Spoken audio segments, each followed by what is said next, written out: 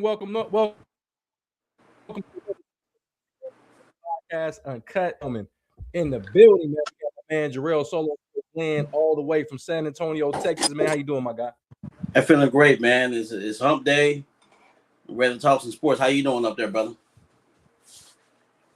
Man, it's good, man. The snow starting to melt a little bit, man. So Good. we starting to see some green grass. So that's always a good thing, man. But nevertheless, man, I'm happy to be here. We wasn't here yesterday, man, and we had some things to talk about. We're gonna talk about them today. NFL, we're gonna give our NFL recap of what we saw in the last season. Looking forward to this season coming up. Year officially is over, I believe, on March 1st, and we start a new year for the NFL season. We'll talk about what we just saw and give our last analysis before we really hand it over to the NBA college basketball. Speaking of that, we got some NBA talk, some games of the night. Also, that brawl and the suspensions have come down. We're going to talk about some of these suspensions that came down. Then we got college basketball, of course, man. We got some great action going on. Top teams are losing. Arizona took that loss to Kansas in Kansas without Darren Peterson, so that's going to be quite interesting, man. But how you feeling today, so? I'm feeling good, man. I'm feeling good. Like you said, football's over.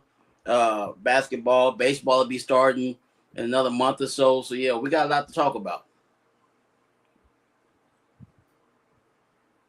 Yeah, baseball. Yeah, baseball. I think pitchers and catchers will start coming to camp. If not now, probably in about a week or so. That's going to be very interesting to see. Man. Hey, Joe, you've been watching. It's a lot of great stuff. Joe, you been watching any of the Winter Olympics? Any? Actually, I haven't, man. I know that Myles Garrett, Chloe, he did some recording, but I think they're in some type of relationship now. So, Myles Garrett, he's a man of many talents. He's a man of many talents. But no, I haven't really, to be honest with you, I haven't really saw a lot with that yet. But I do plan on taking a look at some of the Winter Olympic Games now that the NFL is over with, man. But we're gonna get right to it, man. We got Michael, the People's Champ, that joined us. Let's get him in here real quick. His North Carolina Tar Heels took an L last night, man. We got Michael, the People's Champ, in the building, man. How you feeling, my guy? Well, I knew we wasn't gonna miss that, but it's news, so I'm ready. Yes, and I wouldn't even be what I was saying in the group was your Miami Hurricane football, but Miami basketball not quite your thing, and then they beat your basketball team. That's why I was saying it was crazy work. I tell you, but Miami actually has a really good basketball team out there that nobody's paying attention to. But Mike, what do you think about that Miami Hurricane basketball team? Because they got some players down there. It's consistent. This has been going on like well before we started doing this show. Every fucking time North Carolina plays Miami, at Miami, they typically lose. And then every time Miami plays North Carolina in football, they typically lose. And I'm like, this makes no sense. We could win a national championship, but they're going to lose in Miami.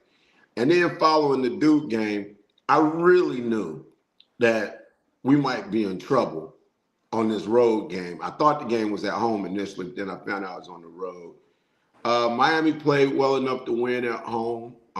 North Carolina definitely aided them by playing bad. The backcourt, starting backcourt had a combined, I believe, 6 points. You're not going to win on the road in the ACC like that. Caleb Wilson got hurt, but the bench stepped up pretty good. But, after hitting that big shot on Saturday, Steph Trimble had a whopping total of 5. Dixon, after hitting 9 points or 8 points in that game, he dipped off to like 2. So when your starting backcourt gives you 2 and 5, which is 7, that's typically not going to be a night where you're going to win. You expect to let down Mike in a big game after you had that crazy win against Duke. So that's really not surprising that you guys struggle. But it's one game, bro. It's not college football. You be in trouble. College basketball, you can lose a game. It's all right, man. Sometimes you can learn from an L sometimes, Mike. this is where my issue comes in. You know, great teams know how to win the big game and then come back and win the next game. Now, had they lost on Saturday after coming back, show me some mettle. We're in February. We start to turn the corner. We headed down the stretch. We're starting to get ready for tournament. I don't mind this stuff like when they lost to SMU or when they lost those couple games. This one kind of irritates me because after beating Duke, it's very irritating. And now I'm looking at a season where, okay, we can beat Kentucky, Duke, Virginia, Kansas, ranked teams, but then we keep losing to teams like SMU, Stanford, and now Miami. And it's kind of like, yo, what are we? We can beat anybody and we could lose to anybody, which means you're going to be a fifth seed in the tournament.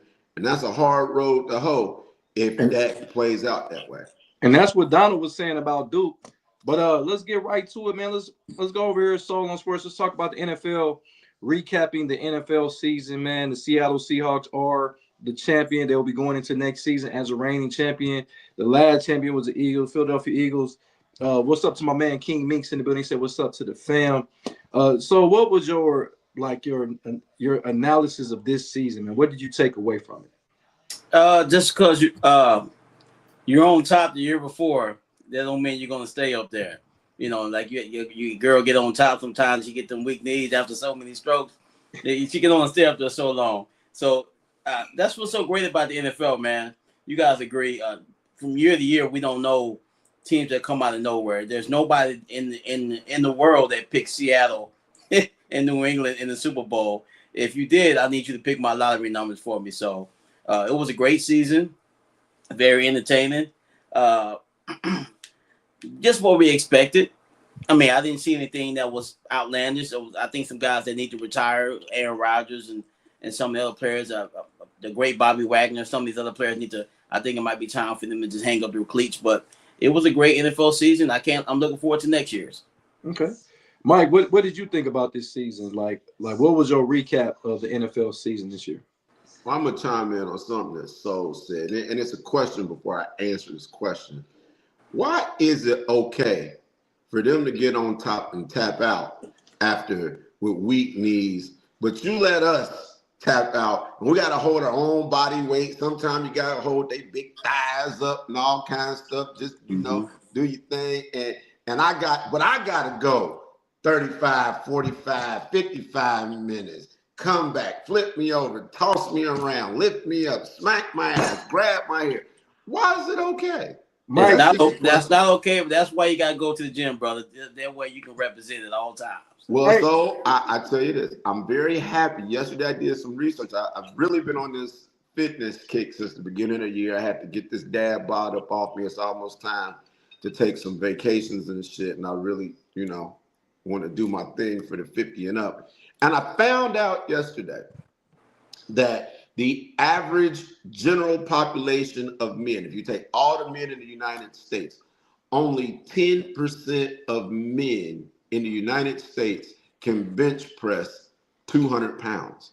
Wow. And 5% can bench 225, right? So I am in the physically upper elite. I just want you to know that. So I may only operate in short time span. Well, now, Mike, what age group is this? Because my max is 350. So I live 225 about 30, 40 times. Well, you're in that. So they did it as the general population of men, and then they did the population of men that work out regularly.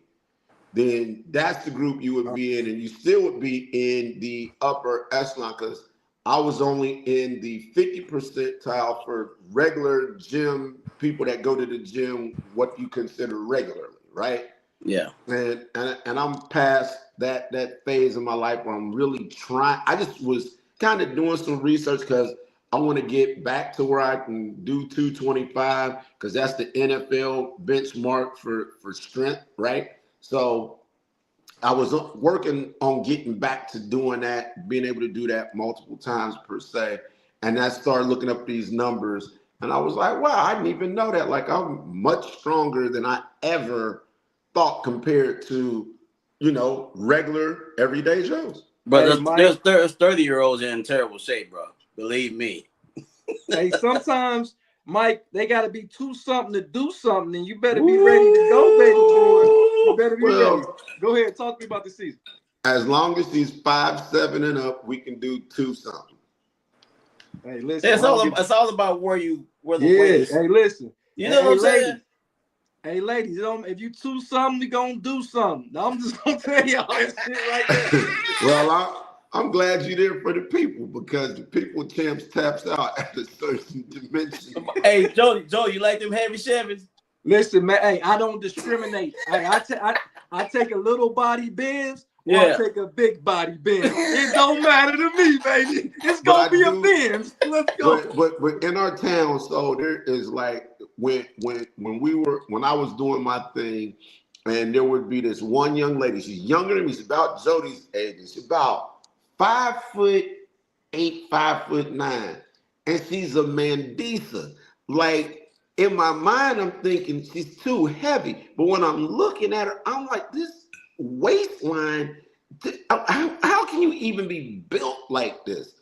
Then, as I've gotten older, if you go to 937, there's this chick that's like 6'4", 6'5", and she presents the same way. And I used to be like, boy, that's the top. That is a Amazon for sure. And that's, that's when you reconsider things. We're like, you know what? I'm a grade on the curve here. Maybe. Listen, hey, Mike, you got to broaden your horizons, man. Hey, but talk to me about this season, man. All right, back to the NFL. What I thought about the NFL this year was that I think we saw the greatest amount of parity in the NFL maybe ever, because you had like the NFC South, 4 teams. 3 of the 4 teams in that conference finished with the exact same record, and one of them made the playoff, right? Then you got the AFC, where we got all the new blood rose to the top and really did well with the regular season. You always think going down the stretch, the veterans will win out. Well, Mahomes got hurt. Burrow was already hurt and couldn't rally that situation. Jackson and Allen did what they do, and then you had the way for Bo and May to elevate their teams, and also the kid from Ohio State that everybody's a little bit too hard on as a quarterback. So I just thought the parity was fantastic, and this is the argument for a salary cap, because it makes it doesn't allow the Dodgers and Yankees to outspend everybody and then just play for a championship every year. My thing, man, in this season, what I've seen is some of the teams and players that we rave over are just probably not that good. I think that a lot of these players probably are just not as good as we give them the credit to do or credit to be, because I mean we blame New England for getting all the way to the Super Bowl and then say, oh, they had the weakest schedule. Miss me with that. Anytime that you can win a fucking NFL game, anytime you can win an NFL game, you got to give somebody some credit for that shit. I mean, so I'm miss me with all this easy schedule shit. I listen. Some of the people are just not as good as everybody give them credit to be. That's all it is. Let's call a spade a spade. So that's where I'm at with this. But the season was fantastic. But I still do believe that it's a little bit of hurting. So we go around the horn again. The quarterback position is not where we thought it should be with all the caliber of quarterbacks. When we look at Burrow, we look at Mahomes, we look at Hurst, Josh Allen, Trevor Lawrence, just to name some of the quarterbacks. I think that was what I took away from this season, that the quarterback play is still not where I think it should be with all these different things that benefit the offense and the quarterbacks per se. And wide receiver can just throw the ball down there and get a pass interference. Talk to me about the quarterback play. I think Sam Darnold and that's Mike Scott, Sam Darnold and Drake May proved that you don't have to be all world to lead your team to a Super Bowl. I mean, Sam Darnold knew he had an elite defense. He knew he didn't have to take too many risks in football games. Only time that he really got challenged, it seemed like when he played the Rams. The Rams gave them hell every time they played them. Other than that, he knew he don't have to take too many risks down the field. If it's not there, throw it away. They had a good running game. And I think not the Indianapolis Colts, but New England Patriots were in the same situation, man.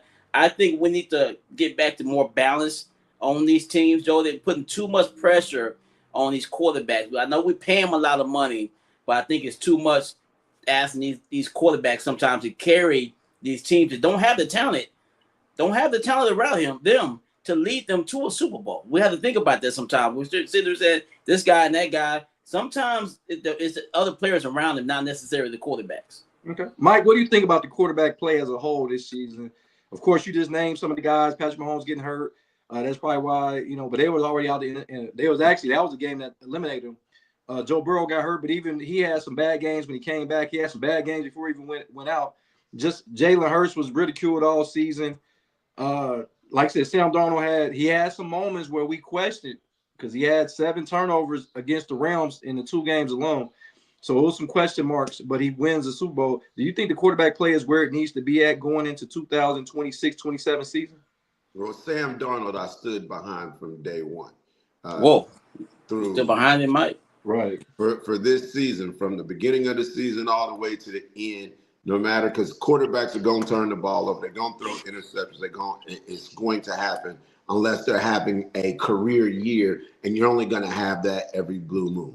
So absent that, I felt like injury impacted the quarterback play this season. You got a lot of quarterbacks that, I won't go in to say, you got a lot of quarterbacks. When you take the league as a whole, you got a lot of quarterback injuries that took place this year. You had Mahomes get hurt down the stretch. You had Burrow hurt at the beginning of the season. You had McCarty for the Vikings. He was in and out of their rotation all year long with injury. Jackson was in and out of the lineup with injury. And those are the ones that are off the top of my head. Then you've got quarterbacks that just, where we have to, at some point, you have to consider, is this guy done all he can do here? So I'm going to start with the LA Chargers. Everybody's been waiting on that guy to take the turn. Everybody waited on Goldilocks in Jacksonville to make the turn. Where the guys were waiting to see if they can make the turn into greatness. And Dak Prescott, these guys have done a lot with the teams they're with, but maybe they've done all they can do with that franchise. And nobody likes posing that question because everybody always thinks that next year's the year. Next year's the year it's going to happen. He was so close this year. He was right there, and then it don't happen. And so there's a bit of that. But I think overall quarterback play was adequate as it always is. We ask so much out of the passing game now. We don't run the ball that much.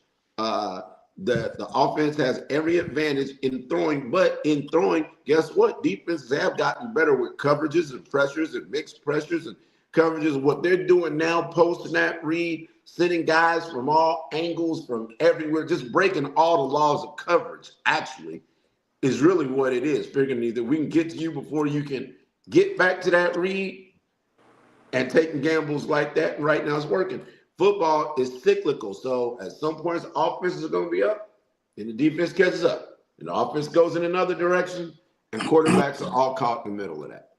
Well, the reason why I even posed the question was because you look at the extra game, you got the 17th game, but yet and still we ain't seeing a quarterback throw for 5,000 yards, I think, yet since they added that 17th game. We have a plethora of quarterback throw for that amount before they added the 17th game. We're seeing a lot of interceptions, and it's like it's okay. Darnold led the NFL in interceptions or turnovers. I'm sorry, turnovers. Yeah, turnovers, yeah. And it's okay that he does it, but then if Dak Prescott, God forbid, Dak Prescott got 6 interceptions, and we talking about how bad he is. We talking how bad Jordan Love is. Jordan Love is so inconsistent, but he only had like 5 or 6 interceptions on the season. it's like it's good for some and not good for others. That's why I pose this question, because I don't feel like across the board it's equal. It's like certain guys can have phenomenal seasons. If their team don't win, it's on them. It's teams that have great supporting cast and then they get all the praise. I don't know, man. I just think the quarterback play as a whole, to me, wasn't one of the better years for quarterbacks, in my opinion, out of the years I've been watching football. I think we're seeing the departures of guys like Peyton Manning, Tom Brady finally being gone, Ben Roethlisberger not being in the league. Remember the guys that we looked in year in and year out? We didn't ever have any question marks on that generation of quarterback. But right now, we're seeing a lot of question marks at the quarterback position on these guys that are quote unquote the elite guys in the league. You like I said, you got Patrick Mahomes who got hurt, Lamar Jackson, the Josh Allens. So we're seeing that, and we didn't used to see that 10 years ago. So what do you think about it? No, I agree with you, Jody, but I just think that we're asking too much of these dudes. I mean, not every 10 years we're not going to have all these great quarterbacks in the league, and I think that we need to get away from asking so much of the quarterback position. I really do think we need to get away from that shit. We're asking them to throw for 5,000 yards. That's not really equating to winning sometimes. But I think we need to get back to Brady. It did for Patrick Mahomes. It did for Peyton Manning, Tom Brady. I just think I love a balanced team, and I think if you're way more balanced, I think that takes the pressure off of one person to do all the work. You know what I'm saying? I mean, we need to get back to be more balanced. Okay, we throw the ball 30 times. We run the ball 30 times. I know it ain't sexy. Running the football ain't sexy, but balance is a key. And I think if we get more balance, I think that'll take some of the pressure. And I think the so-called elite quarterback, not saying it's going to go away, it's just going to be different than what it used to be. I'm about to go to Mike on this, but when you look at the analytics, the numbers, we see more running backs carrying the ball this year than they did in the last 5 or 6 seasons. So That's a good balance. You got James Cook that carried the ball a lot with Buffalo. Mm-hmm. You've seen that McCaffrey touched the ball more than any running back in the last 10 or 12 years. Yeah. Going back to like LaDainian Tomlinson on the amount of touches he had. Saquon Barkley touched the ball a lot. Derrick Henry touched the ball a lot. Jonathan Taylor. So I don't know. I see what you're saying, but when you go look at the numbers do seem that the offense are balanced. I just think the quarterback is taking a little dip. That's just me. Mike, what do you think? As normal, I will totally disagree, but I've got my reasons for disagreeing. There's two things. One, we act as if defenses haven't had a decade to try to catch up to the new rules and all of the stuff that's aided the passing game. They defend the back shoulder fade a lot better now. You're asking, defenses to do exotic stuff. They've made the adjustment. And so the offenses will make an adjustment. That's going to be number one. Number two, every quarterback that you named were pure drop back passers. They stood in the pocket, they made the reads, and I could go on. You could, and not just with the ones you mentioned. Matt Ryan, league MVP. Tom Brady, Peyton Manning, Drew Brees, Ben Roethlisberger had low mobility, but he wasn't considered a runner by any stretch. And he was throwing the rock. But at the same time, you got guys that are achieving more faster than any set of quarterbacks that came in the league. May is in the Super Bowl in his second year. Burrow was in the Super Bowl within his first couple years in the league. Second year. Mahomes is winning Super Bowls very early in his career. It's like, so it's everything. The analytics will tell you one thing, but they'll tell you something else. And what they're really going to tell you is that you got a lot of running dual threat quarterbacks now that are not classic drop back passers. And so therefore they're throwing off platform, they're throwing off balance. They're required to throw the ball 30 and 40 times. The vertical game is a little bit more challenged. Defenses have had a whole decade of trying to adjust to the new no hand checking, no can't hit a defenseless receiver. Yeah, but they've adjusted. So the game will course correct. And these guys will get more experience. And then coaches' schemes are going to determine, okay, are we going back to the classic drop back passers, or does everybody have to be mobile now, right? Because Jody, you don't like the numbers now But all of these guys that you're talking about are all, for the most part, required to be way more mobile than the quarterbacks of the past. All they had to do was drop back, 3-step, 5-step, 7-step, and that ball's coming out, going somewhere. Now we got zone read and RPOs are part of the pro game as well as the college game, and quarterbacks got to be able to keep it and run sometimes, and it's just an adjustment period. And you don't have many pure passers. I'm a little disappointed in you what you just said. You said that none of the quarterbacks, we talking about the era that had Michael Vick, Donovan McNabb, Dante Culpepper, all these guys were mobile. Donovan McNabb. Hold on. Yes, he was mobile. Don't please don't say he wasn't mobile. They weren't designing run plays. Yes, they were. They weren't. Not like this, Jody. Russell Wilson had designed run plays for him. Go look. Just go do a little looking, research and look it up. So I could go back to Steve Young. And Donovan McNabb was more like, and that the only running quarterback that there was in that era was Early Randall Cunningham and Michael Vick. Those other guys were mobile and would run. We used to teach quarterbacks. So Cam Newton didn't run? Cam Newton wasn't a running quarterback? Cam Newton was never a great passer after his first year. He's not a classic. But he was an MVP. He was the MVP. Come on, man. He took his team to the Super Bowl because he could throw the ball. He was an MVP. This is what I'm saying. It's like, I understand you want to go against what I said, but the numbers speak for itself. And then you said guys throwing off their back foot. I know a guy named Brett Favre that every fucking pass he threw was off his goddamn back foot. What are we talking about? And how many people can do that? It don't matter, Jeff. It don't matter who can do it. You said it wasn't does matter. And then we're talking about we got to look at the quarterbacks now. You really don't have as many. Jordan Love is really a drop back passer. Joe Burrow is really a drop back passer. Herbert is really a drop back passer. Mahomes is really a drop back passer. Those guys, running quarterbacks is Josh Allen, Lamar Jackson, Jalen Hurts. All these other guys, Dak Prescott don't even run the ball. You even say it on the show all the time. He was more effective when he ran the ball. So we can't sit up here and say these guys. Michael Penix was not a mobile quarterback. He's not mobile. Shedeur Sanders not a mobile quarterback. Cam Ward is not a mobile quarterback. Those guys do not run the ball. Those guys are classic drop back passers that had the ability to run if necessary. Cam Ward, when he got drafted, was drafted potentially off his ability to extend plays. It's just that's not a running quarterback, Mike. But no, I didn't say running. I said mobile. See, so what I'm challenging you on is who's the running quarterback right now, Mike? There's a difference between being mobile and being a running quarterback. So who is a running quarterback right now, Mike? Josh Allen's a running quarterback. Okay. Yeah. Jackson is a running quarterback. Okay. Jayden Daniels is a running quarterback. Jalen Hurts is a running quarterback. Who? Jalen Hurts is a running quarterback. That's 4. No, he's not. Do not say Bo Nix is a running quarterback. Please don't do that, man. Drake May is a running quarterback. Who? Those guys run to keep the offense moving. Sam Darnold is not a running quarterback. He just can't. He can't. Don't say these guys because they don't have the ability. He's very elusive in the pocket. But a running quarterback is a guy like you just said. You named probably 4. It's 32 starting quarterbacks. These other guys can run if necessary.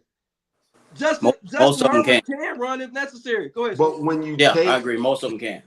But when you take those 4 or 5 and you're talking about out of 32 and you're talking about overall quarterback play being down, well, you got 5 of the top end quarterbacks running, and that doesn't impact. I can go back in the day. Passing. Cam Newton was the top quarterback. He was a running quarterback. McNabb was a running quarterback. Russell Wilson was a running quarterback. Go look at the numbers. If you look at the top 10 list, Steve Young was a running quarterback. This is not a new phenomenon that nobody ever seen before. Michael Vick was a running quarterback. If you go look at the top 10 running quarterbacks, yardage wise, those guys are on it. Okay, so I'm going to add a little context to what you're saying because I'm not saying you're wrong. I'm saying that the game evolution is different. Steve Young was scrambling, and we used to teach quarterbacks. If you drop back and it's not there, if you're playing in the West Coast offense, If it wasn't there, Joe Montana ran to get first downs. John Elway ran to get first downs. Steve Young ran to get first downs. They all ran to get first downs. Steve Young just happened to be a little bit more agile, a little bit more mobile, and could get a little bit more of it. And Donovan McNabb is the last of the quarterbacks that were trained in the West Coast offense that Andy Reid runs to this day to, hey, man, if it's available, go get them 5 yards. Go keep the chains moving. But Mike, don't almost all quarterbacks do that right now? No, they hold on. Really, most quarterbacks do that in today's game. Then we moved away from that, and we had more the clap. Drew Brees wasn't trying to get nowhere. Dan Marino wasn't trying to get nowhere. I'd go down the lineage of Dan Fouts wasn't trying to run nowhere. Wait a minute, Mike, you're going back too far, bro. You said Donovan McNabb. Hold on. I'm talking about after Donovan McNabb. You said, how about this? And Jody wants to lump in, just because you black and can actually evade someone doesn't mean you're running. Dante Culpepper was not, by no stretch of the imagination, a running quarterback. That is just not accurate. Do you know what his rushing yard? If you rush for 400 yards, you're a running quarterback on the season. That is not. If go you look at his rushing numbers for me. All right, so let's take the 400 yards and let's divide that by 16 and see how many yards a game he was averaging. I'm not saying they run plays for him, but you're saying that none of these guys can run. You say they always classic drop back passes. Jody, they weren't running the zone read. Joe Burrow is not a running quarterback. He's a drop back passer. If he needs to go out there and get a first down, he will. Justin Herbert, these guys are a little bit faster, but they're not running quarterbacks. These are drop back passers. Jordan Love is not a runner. He can get a first down if necessary with his legs. It's like any quarterback in NFL history. All right, so teaching quarterback play, we used to teach 5-step, 7-step, 3-step, drop, ball come out, go get the yardage if you can, right? They are actually running college zone RPO in the NFL. Only person that they're running that for is the quarterbacks that you named. Jaden Daniels, Jalen Hurts, Josh Allen, Lamar Jackson, and who else? You named one more. It was one more, right? Jalen Hurts. However many I named, but Jody, that was it. If you look at that, if there are 32 quarterbacks and and you take 4 of them, and you maybe Trevor Lawrence, maybe. Trevor Lawrence is he's a drop back passer, though. Trevor Lawrence is not a classic drop back passer. He's not. It's nothing about. I'm not saying they're a statue. They're the same. They just are more athletic than yesteryear's quarterback. That's all we're saying. They are not more athletic than yesteryear's quarterbacks. They are allowed and required to do different things. You just mentioned Steve Young. Steve Young played in the 80s. Joe Montana played in the 80s. Joe Montana's a running quarterback now? Joe Montana was known as a mobile quarterback. And let's look at the play that he's most known for. He scrambled out of the pocket, found Dwight Clark in the back of the end zone, touchdown. That's serious? Mobile. But Joe Montana, if you look at his career, he got to the outside and made a play. But he's also known for picking up. How many times? This is a little bit before you trust me. This is. So how many times do you see Joe Montana get dropped back and then go take off and go get not 15, 20 yards, but literally take off and go grab 6, 7 yards and keep the chains moving in the West Coast offense? It happens regularly. What are you talking about?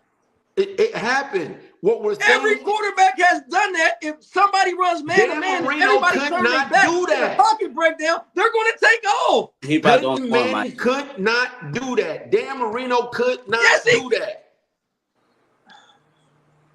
Oh Lord! So you telling me if they're man to man, everybody turned their back? You telling me Dan Marino's just going to sit there until somebody get open? Hey man, I think the whole thing about Dan Marino and Bernie Kosar and guys like that was, hey, they're not gonna move. So if you can get there, tear their head off. Okay. All right. So give me a last thought on this. That's wild. That's wild. I ain't forgot what we were talking about. He said that it was no mobile quarterbacks. He said today that they're everybody's mobile to a certain extent. I think we get misconstrued on the definition of mobile. I mean, we get confused about what's mobile or running quarterback. I think we're getting getting our signals crossed on that. I mean, because there is a difference between someone that can go pick up a first down and an actual running quarterback. Most quarterbacks in NFL can go pick up a first down if they need 4 or 5 yards if it's open. Most of them. It ain't too many that can't do that in today's game.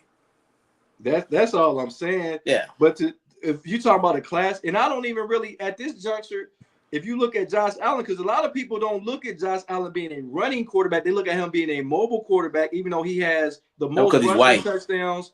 He has the most rushing touchdowns for a quarterback in NFL history, passing Cam Newton. So it just mind boggles me because just because you're African American doesn't make you mobile. Because Shedeur Sanders is not a mobile quarterback, but I didn't seen him go get a first down if necessary if the pocket breakdown. Everybody can do that. So I don't know, man. I think the running quarterback thing is probably only like 10 in history that you can really say is a running quarterback. Because a lot of these guys are putting up, like, how you going to say Lamar Jackson is a running quarterback? He's thrown for 4,000 yards. He led NFL touchdown passes. How's that? How many rushing yards did he have? He had 800 or 1,000. So then that would mean he ran for more yards than most running backs. What that got to do with him throwing for 4,000? That means he's a dual threat quarterback, but he's definitely a running quarterback. You cannot be a running quarterback and a running quarterback at the same time. You got 800 yards rushing. You're running quarterback. There's only, like you said, there's only like 5 quarterbacks in the league that get design runs for them on a consistent basis. Not true. Kyler Murray. I got a list that I'm looking at right Kyler Murray here. don't even fucking play. When the last time Kyler Murray was behind center? He played this past season. Yeah, like 3 games and got benched. He didn't get his job back. What are we talking about? You got We're talking about quarterback play this year, and Kyler Murray didn't play quarterback this year. You got Justin Fields, but these guys play a lot of quarterbacks in the NFL, and they're running. How many games did he get benched for? How many games did that nigga play? Hey, we're talking about I'm telling you, I'm giving you starting quarterbacks on opening day. And now because they got hurt. But we talked about that. We agreed that there was a lot of injury. Justin Fields didn't get hurt, he got benched. It's the difference. Kyler Murray got benched. These guys, let me go back to what I said. I said the quarterback play this year. I didn't say over decades, over 5. I said this year. Kyler Murray didn't play a lot of quarterback this year. Justin Fields didn't play a lot of quarterback this year. Russell Wilson got benched after like week 3 and never played again. So what are we talking about? Jaden Daniels got hurt this year. So what are we talking about? You know what I'd like for you to do? I would like for you to look at the passing yards this year versus last year versus the last 5 years and see if there were more passing yards overall in the NFL this year than last year, and to see if we are totally off base or because if these guys collectively threw for more passing yards, then what are we talking about? Mike, name how many. So help me out. Matthew Stafford threw for 4, and I'm just gonna go 4,000. Matthew Stafford threw for 4,000. The guy that was runner up for MVP didn't even throw for 4,000 yards in Drake May. No. That's the runner up. Come on, Joe Burrow didn't because he got hurt. It was guys that was barely making over 4,000 yards and had an extra 17 game.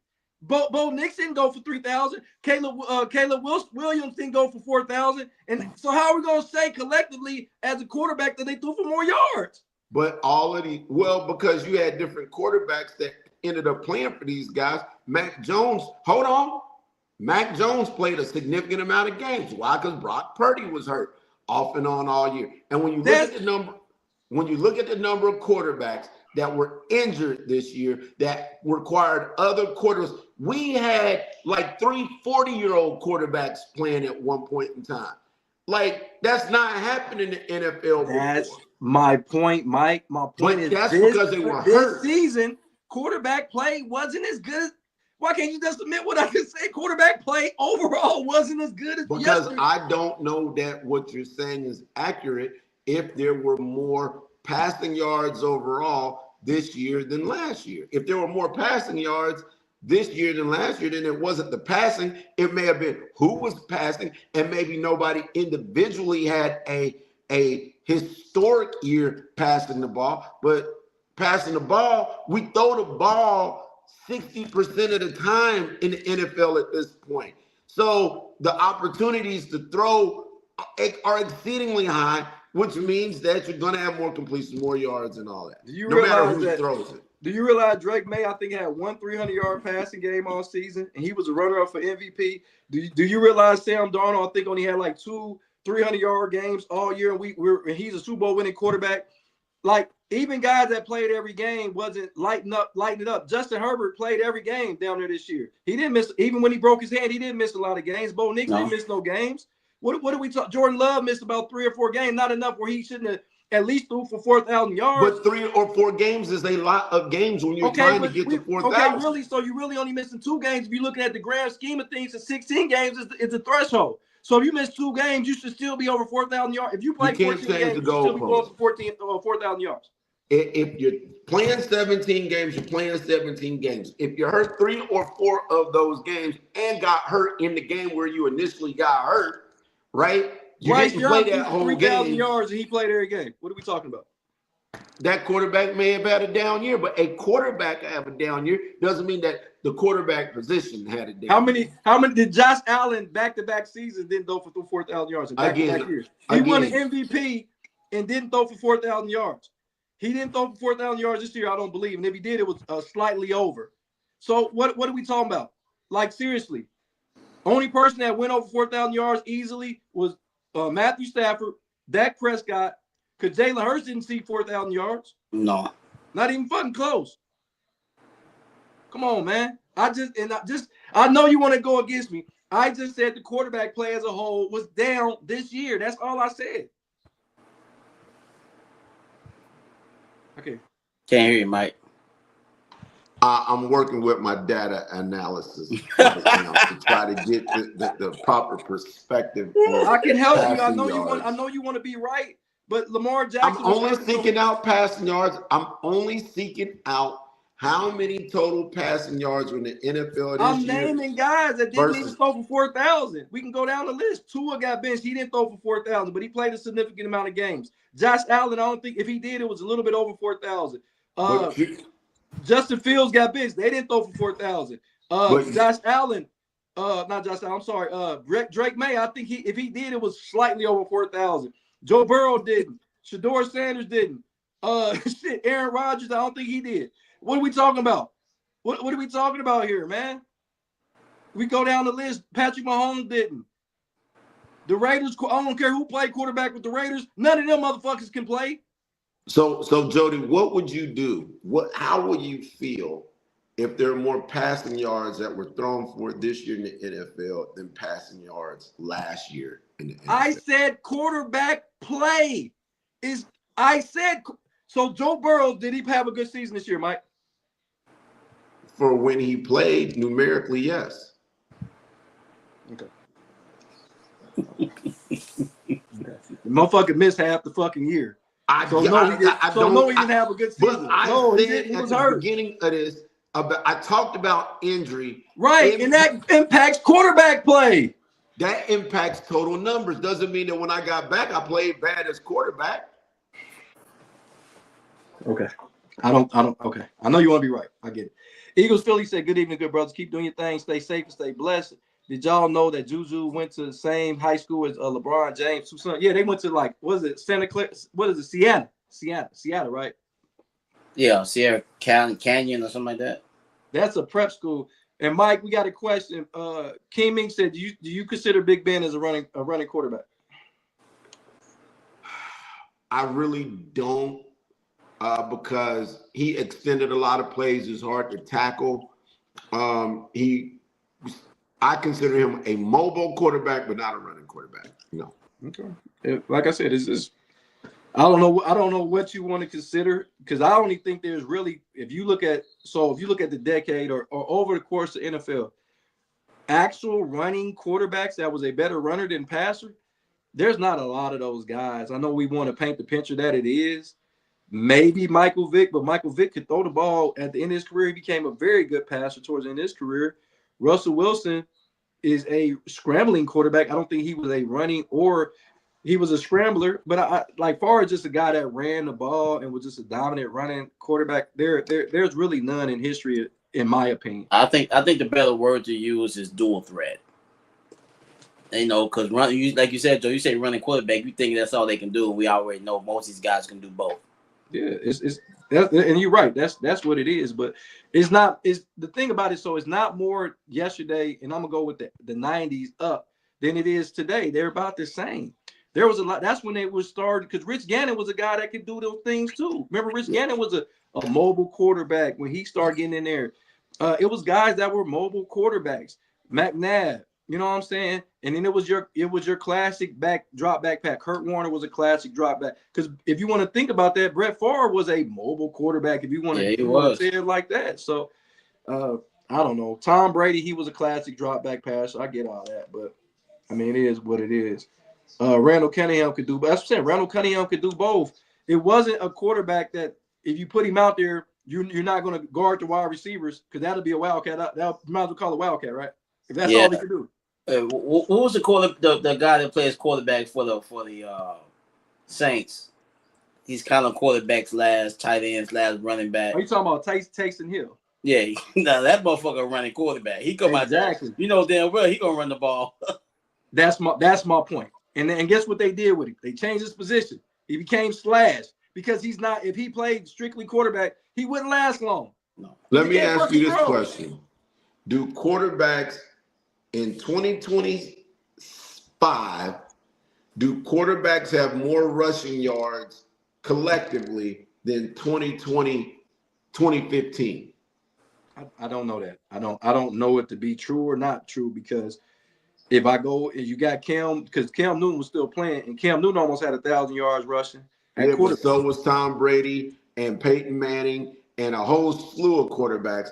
I only asked the question because I would guarantee, I don't have it in front of me. My data analysis is working, but I don't have it in front of me. But I would guarantee that there's more rushing yards from quarterbacks in 2025 than there was 10 years ago in 2015. So you saying there's more rushing yards now than it was back then? Is that what you're saying for quarterbacks? Quarterbacks rush for more yards now than they did back then. I would probably agree. You know why? Because they throw the ball, and a lot of it's broken down plays. But I bet you ain't know. I'm talking about a design running play for a quarterback. You don't see that unless it's Josh Allen, Justin, Jalen. You're not calling a design quarterback run for fucking Drake May unless it's by the goal line. I've seen Daniels have rushing plays. I've seen Justin Fields have rushing plays. I said it's 5 quarterbacks, but you're not calling that running play for Jordan Love. You calling the running play? You calling Kirk Cousins? You want Kirk Cousins to fucking run the ball? Design run? Come on. JV5 was no longer going to be a running quarterback this year. I hope not. I hope they get away from that shit. But yeah, that was a recap of the NFL season. We gotta change gears and go to the NBA. We got the game of the night, so the Thunder 41-13 versus the Suns. I told y'all about them Suns, 32-22. I told you they got better by subtraction. Who do you like tonight? Joe, I think they'll probably win this game. The Thunder, I don't think they're playing hardly any of their starters. They're down a lot of players. I think this is probably the last game before the All-Star breaks. I'm going to take the Suns. The Thunder getting ready for the playoffs already. I'm going to go Suns in this game. Okay. Mike, who you got in this matchup right here? Thunder without SGA, but I think the Phoenix Suns have everybody back. Devin Booker's back. Dylan Brooks. Who you like in this matchup? I like the Phoenix Suns when teams don't have their full roster of players, like the disgusting display the Lakers put on last night. Should be fine at this point. You know. Anywho. You asked me about Phoenix and Phoenix. You like it? I like Phoenix. I think without SGA, it's an even matchup. With SGA, I think, of course, the Thunder are that much better than the Suns. But I like the way Dylan Brooks is playing. And I told y'all, Devin Booker, he should – right now he's not looking like an MVP candidate, but it looked like this is his team. And they got a counterpart in Dylan Brooks that understands he's an enforcer, but he's also a scorer. I like Phoenix to keep rolling and to potentially get into the 4th seed in the playoffs. I think that they'll be a 4th seed in the West when it's all said and done. They got back the other kid from Houston too. He's back healthy now. Green.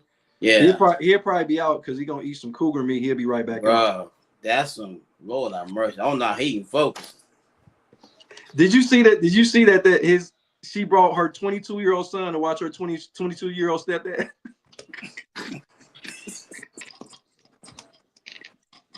Nigga, my mom was messing with somebody I went to high school with. I'll be fucking pissed. Like, mama, we're the same age. Come on, now. They're in the same yearbook and shit. Smiling and shit. So I got this one right. I think this game is already in progress, but we got the Knicks at 34-20 versus the 76ers at 30-23. Who you like in this matchup? Well, we all know Joel Embiid's not playing tonight. He said knee pain management. That's what they're saying now. So yeah, I'm going Knicks to get their a little bit of get back. They lost their last game, so I'm gonna go Knicks and win tonight. Okay, Mike, who you got in this game? The Knicks or the 76ers?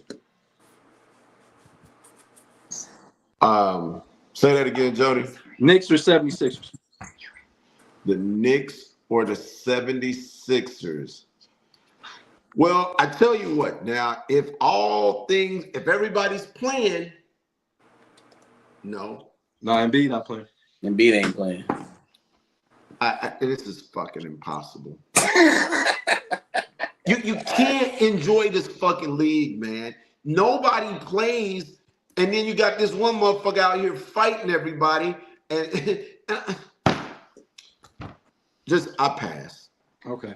I got the Knicks in this game, even if Embiid was playing. I think the Knicks, ever since they had that players only meeting, I think they're like 9-2, and Brunson is up there for MVP consideration. He should be up there with anybody else in the league because the Knicks looked like they were trying to make a push to pass the Detroit Pistons. And we'll talk about the Detroit Pistons and the suspensions in just a minute. So I like the Knicks. Mike, go ahead. You just had your turn. Go ahead. Does anybody share my frustration with trying to watch a fucking league where you're trying to pick games and you're trying to look at matchups and nobody fucking plays? I mean, but you got to. I mean, it's other guys on the court. They get paid to do this as well. It is frustrating, Mike. We know. We get it, bro. But at this point, Mike, I'm kind of used to it. Don't surprise me. And my thing is that I'm old school. I'm just baked in the cake. I'm my way that I am.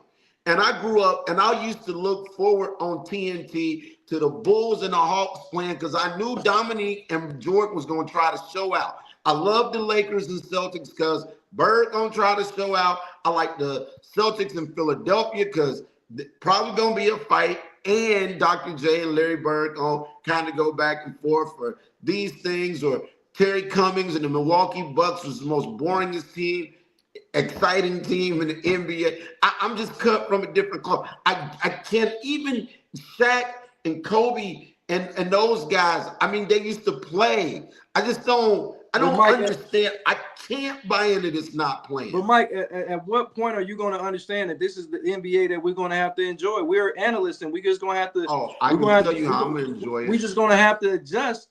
And I mean, okay, is it frustrating? Yeah, but I mean, it's the reality of the game that people are going to sit out. And I hate to say it, I'm at peace with it right now because this is what's going to happen. And I know I love the game still. That's not going to make me not love the NBA because these niggas ain't playing. It's just going to make me enjoy watching some new guys that get a new opportunity to go out here because I think we wouldn't even know some of these guys if it wasn't for load management. Look, if load management wasn't the thing, the OKC Thunder wouldn't have won the championship because we wouldn't know about the Isaiah Jones of the world or the Casey Wallaces that's getting opportunity to play when those guys are sitting. So we got to take it for what it's worth. You got to, I'm going to use my term, so you got to eat the meat and throw away the bone. And in this situation, Pulse, in this situation. You said eat the bone? Nah, you eat the meat. Nah, nigga, you said eat the bone. Either way it goes, it's nasty work. Either way you put it, pause, son. But no, seriously, man, I just think that we got to understand in this level that this is the NBA that we got to eat. We got to adjust. We can't, okay, it's not the 80s no more, Mike. It's not the 90s. It's not the early 2000s. You have to adjust. And just like. No, I don't. Because guess what? But don't watch it. Because guess what? In my car right now, if I want to, throw on some music, I'm going to go to YouTube and get that 2005 to 89, 95 hip hop. And I'm gonna listen to all of that. And anything that goes, I wonder, Weezy, where's it, way? I probably ain't gonna listen to that shit because I don't know what the fuck they talking about. And guess what, Mike? Don't listen or watch. Hold on. And I turn it over to them. Now, I would never think that the NBA would be an organization that I would squarely walk away from, but I cannot do the not playing. Nobody plays against nobody, and it's so bad, Jody, that you know better than that. So you know better than this. I know. And now y'all have been we're not saying so we like bad. it, Mike. We're not saying we like it, bro. We're not saying that we enjoy these players not playing in these games because it's even spilling over to the college game. We've talked about this kid from Kansas, so we don't like it, but it is like Jolie said, it is what it is, man. At this point, we got to adjust to it. We're going to talk about these games, even if people aren't playing. This is part of what we have to deal with nowadays. But I don't know who to pick. How can I? All I'm gonna do is pick the team with the most people that's actually fucking playing, right? And that can be very consistent because how can you then what we should do? See, this is where the fuck the problem is. Bernie Mac was right a long time ago. It's not these kids, it's these punk ass parents. Because what we should do, instead of adhering to this shit and allowing it to be, people that are fans of the NBA should start boycotting this shit and affecting pocketbooks, and then the shit will change. Because the owners ain't gonna let the bottom line not be the bottom line. But right now, that ain't happening because we just keep adjusting. So now nobody plays nobody. It ain't gonna work, Mike. It ain't gonna go ahead, Jolie. Hey, so you remember on Friday when Stanley said, get off my lawn. That's Mike. Mike, you gotta get over this shit. I get it. Listen, so everybody, we understand the frustration. But what is the definition of insanity, so? Doing the same thing over and over again. Expecting the same result. Different result. And Mike, you're insane at this point. It's not going to change. I don't care how much we get on this platform and all the guys from yesteryear get on here and say, oh, Charles Barkley said these guys are soft. No, you just got to roll with it and adjust and find a way that you can implement the way that you look at the game with the younger generation. But us talking about them not playing is not going to change nothing. I guarantee you this. If you take this chick out enough time and she keep giving you hand jobs and foreplay but won't let you go ahead and do the whole thing, you're not going to keep taking this broad out. You're going to go and find you a broad that's going to go the distance. And so, no, I don't have to. So you want a hand job from an NBA player? Or I'm confused. they got really hard hands. So Rolling B's not doing anything right now. They gonna swallow that nigga thick in his hand. That's crazy work, nigga. That nigga wild. And they, you know they got they ain't even got no lotion on their shit. That nigga had calluses on his shit. Got the Kevin Durant skin. Well, the way these guys come dressed to the game, I don't know what kind of oils they using on the shit because they, they wearing blouses and skirts and all kind. Hey, them niggas got oil of Olay on their hand. We got one more game. So we got the Spurs. You see what Wemby did last night to the Lakers, who, like Mike said, had nobody playing, but he did his thing, dropping a 40-plus game. They play the Warriors. I don't believe Steph Curry's playing in this game. I think he won't be back till after the All-Star break. Jimmy Butler, of course, is out due to injury. Who you like in this game? Oh, I'm definitely going Spurs. The Warriors' best player right now might be Draymond Green. So if that's the case, you're in a whole lot of trouble. So I'm going Spurs with the easy dub. Even come off a back-to-back. They didn't have to play a full game yesterday, so I'm definitely going Spurs today. So you saying that Draymond in this triple single is going to be the dominant player? Triple single. Them 4 rebounds. I don't know if that's going to get it done tonight. It ain't. Not against Wemby. He can't intimidate. Remember, he tried to intimidate Wemby, and he looked at him like, nigga, who is you? You talking to my belly button, nigga. Get the fuck out of here. Mike, I know you don't want to pick this game, but who you got in this one? I'm going with Wemby. I mean, they got the most players available to play. But see, here's my thing. I understand that the Golden State has legitimate injuries to guys. But now, if you guys weren't offended by that Lakers thing last night, man, that was egregious. But I didn't. I'm a Spurs fan. I don't give a fuck who playing.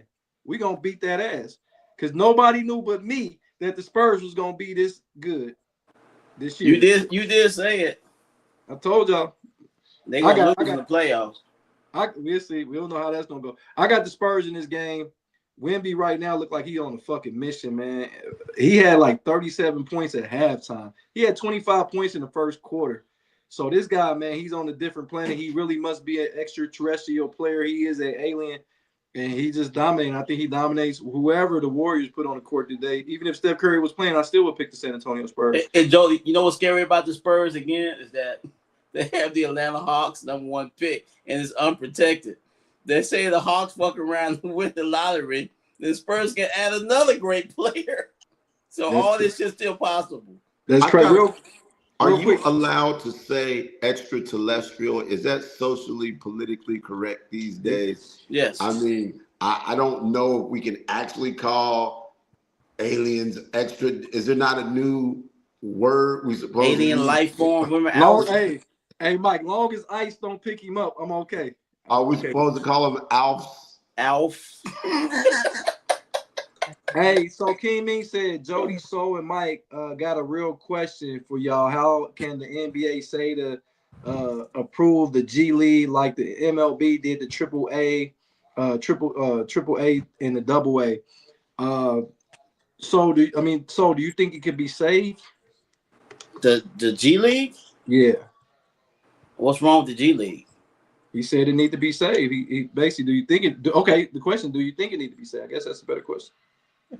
No, I think it's fine. It is what it is. I mean, young players go down there and get some playing time to these low round draft picks and things of that nature. I think it is what it is at this point. I don't expect much out of it.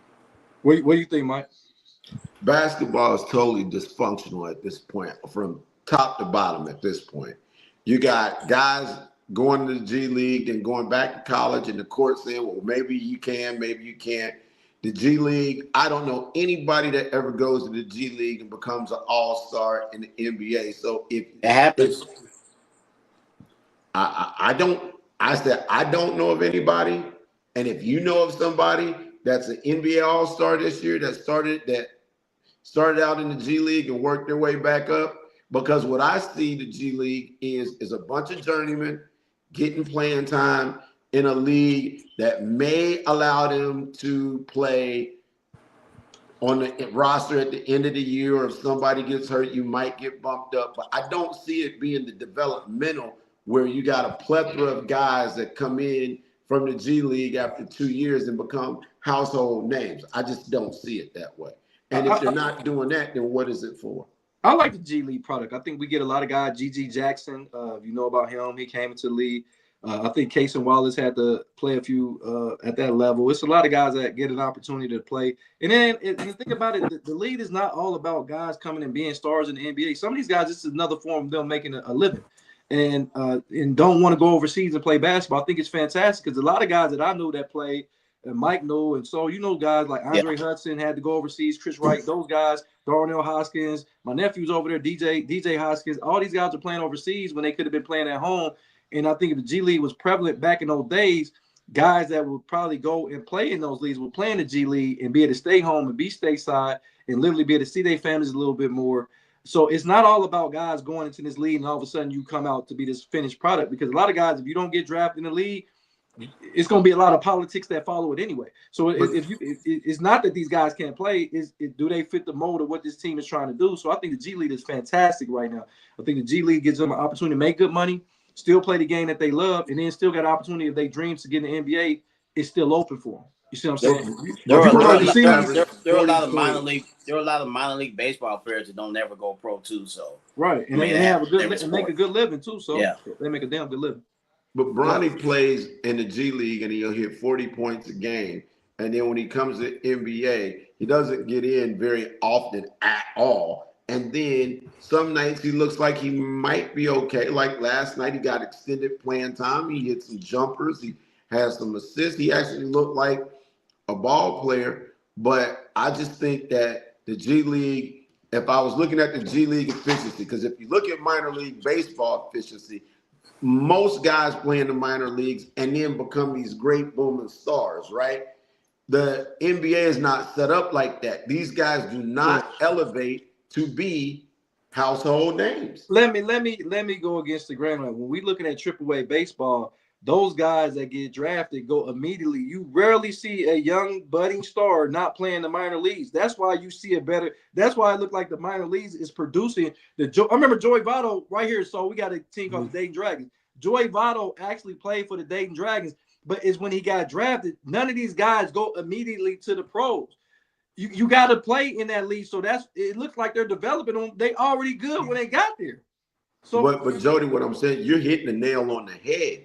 They go to the Dragons. We can use the Dragons. I've lived in a building where the Dragons team was living, and so I've seen these guys, Chapman, all these guys that ended up playing for the Reds were living right downtown in Dayton and playing in that league. And then 4 to 5 years later, you're like, oh shit, that was dude, that was da da da. All I'm saying, in the G League, you just don't see that matriculation like that. And you can still make more money overseas than you can in the G League. That's why you still have a plus of guys going overseas. But Mike, if they would, if the NBA did like baseball, and when you went and you got drafted, instead of you going straight to the team, they would send it to their affiliate. We will see the maturation of a player. So if the number one pick of the draft this year is Caleb Wilson, he get drafted by, let's say he get drafted by Lakers, I'm using that, and he goes to the Laker affiliate, and then he plays his way into then we'll say, oh, the G League produced Caleb Wilson. You see what I'm saying? So if they did it that way, maybe we can look at it differently, but the NBA doesn't work like that. If you're good enough, you better play right now. That's all I'm saying.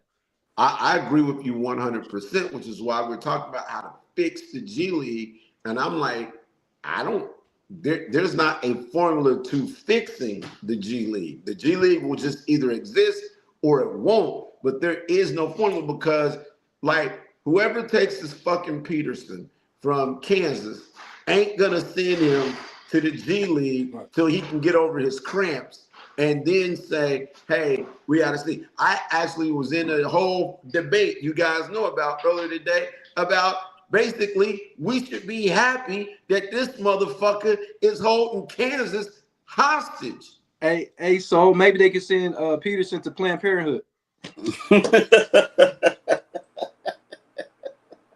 They need to send him to the My Dog factory and inject him with experimental cramping drugs and get his menstruation together. He couldn't have played like Jody. Like now, if dude was playing against you in your day, and you knew dude always had cramps, would you just silently play against him and not say nothing, or would you be constantly calling him a bitch and saying everything that you could? No, Mike, I wouldn't, because I don't want to wake him up, because we already think that the cramps is just a form of me only playing my 20 minutes. I want him to play 20 minutes because the scouts are coming to see him. I'm gonna bust their team's ass. So now the scouts gonna be looking at me because he on the bench. They got to look at somebody in this goddamn game. So no, I'm not gonna poke the bear because that motherfucker might play 40 minutes and drop 50 on me. No, hell no. Let me tell you something. That motherfucker was at Roosevelt pulling that shit. That's different. That's different. We talking about an actual game. If the nigga came and played for Dunbar, okay, he was only playing 2 quarters, and I'm at Colonel White. No, I ain't saying shit to him. I only want him to play 2 quarters. Okay, I'm gonna give it to you this way. What about the summer league that used to be in Columbus, and all the Dayton D-boys would get all the best players to go up there and play in that summer league? You are aware of this, correct? Yeah. Now, imagine if they put their money up for this shit to go on, and then Juan Gay decide, well, you know what? I'm cramping. Right? I'm cramping. He and might then not they make lose it their home, money. right? What's gonna happen? That's different. See, you saying a scenario that these niggas' lives can be over. This is a game. This is that's not a game. So that ain't a game up there. No, it's not. It was like basketball players are babied in so many different levels, from middle school to high school. Now, let's say if a kid that goes to play basketball at North Carolina, and he doesn't come out after his freshman year a 5-star, what's wrong with him? Can he play? Right. You know what I mean? It's to that point now. If he stays more than 1 year, he ain't ready. He's not an NBA worthy player. It'll drop his stock down if he stays in school a lot longer.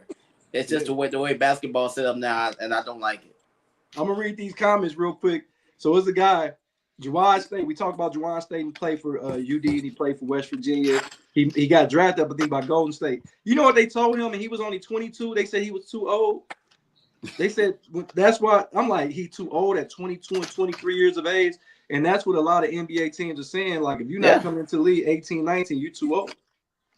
Young Chris said that win last night wasn't impressive. He said they didn't have Brian, Luka, or Smart. That ain't Wemby's fault. So just because they don't have A players, so I'm supposed to lay down and have a subpar game because you don't have your best. Fuck that. That's a great win. Anytime you can win in the NBA, NFL, baseball, I don't give a fuck who playing. That's a professional person on that other side of the ball that get paid for what they do. I'm tired of people saying that's not impressive because they don't have superstar. Them motherfuckers get a paycheck. If you get a fucking paycheck, that's a fucking good win. I know people want to minimize shit. You get a paycheck. That's a good win. In the NBA now, it's all about the playoffs, bro.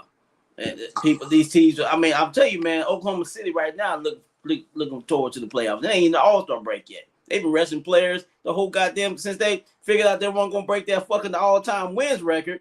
I mean, one season, they're like, we're gonna start resting motherfuckers. They're looking for the playoffs. It's all about the playoffs. Let me ask you and so this. And this is a big question if you understand what I'm about to say. If you got guys that spend 5, 7, 8 years load managing, should they get credit for the full season? Should they be allowed to say that they played 22 seasons when if you shrink the last 6 years, they've actually only played 3 seasons?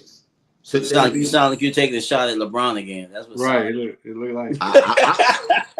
I'm putting this metric out there not only for him, but for everybody that's doing it, because what they're being able to say is, well, I played 22 seasons, or I averaged 25 points in year 22, but motherfucker, you only played 18 games in your 22nd season. And you've taken the majority of the games out. So if other players from other eras at the end of their careers were only being judged off of the games that they actually played, right? Yeah. Would those scoring numbers be up? Jody, remember we talked about Derrick Rose when they retired his jersey and he retired last year, whatever. We talked about how many years he played. Said, damn, Derrick Rose didn't leave that long. Yeah. Because I don't remember him being around that damn long. And then you get a full year's compensation. But like literally, and since you said LeBron, like I've been saying this for the last 5 years. Dude is only playing 45 games a year, which is half of the season, but he keeps playing and getting these he's playing more than 45, Mike. Lifetime achievement awards, but then you add it up and you like, well, dude missed 40 games this year. He missed 35 games that year. And you start adding it up, those will shrink the number of years that you actually played. That's all I'm saying. And see, Mike is on to something. I see exactly what, and actually that's a good analysis because he's going to get, see the difference with a motherfucker in the NBA, like Mike saying playing 22 years, because the 22 years that he played, that LeBron is with 22, ain't the same 20-something years that fucking Kareem played. It ain't the same something that fucking Robert Parrish played. The guys that played and actually was playing, 70, 75 games a year. So Mike is really on to something, but a lot of young people are like, well, that's smart. I get it, smart, and y'all think y'all smarter than everybody under the fucking sun. But guess what? In the Bible says there's nothing new up under the sun. So y'all can think that's smarter, but at the end of the day, something gonna catch up with this. I don't know what it's gonna be, Mike. So I don't know what it's gonna be, but right now it's something that you always try to outsmart that shit, but it's the machine is always gonna be smarter than you. Well, I can go with that, but the NBA Players Union is strong, bro, and they made sure these dudes got great revenue. They make sure they got guaranteed contracts. It don't matter if they play or not. So I don't see it changing. That's fine. Go ahead, Mike. This what makes me sad is that I am a football guy who loves basketball, right? I absolutely love basketball. And I, at one point, praised their league for the contracts that they got, because football players really deserve those contracts. If you really want to know the truth, football players are the guys that deserve guaranteed contracts from day one, because day one and day none can be one and the same right away, right? But their players union is totally dysfunctional. It's corrupt from the inside out, and it's a machine that you can't beat. Well, the NBA, the players were able to secure all of these things, and now I absolutely hate what the NBA has become. And in some ways, it just goes against my soul to say I wish they didn't have the kind of power that they have, because I look at the NFL, but these motherfuckers need a course correct, because they are killing the NBA. And you know when that changed, I'm gonna read the comments and we can keep going.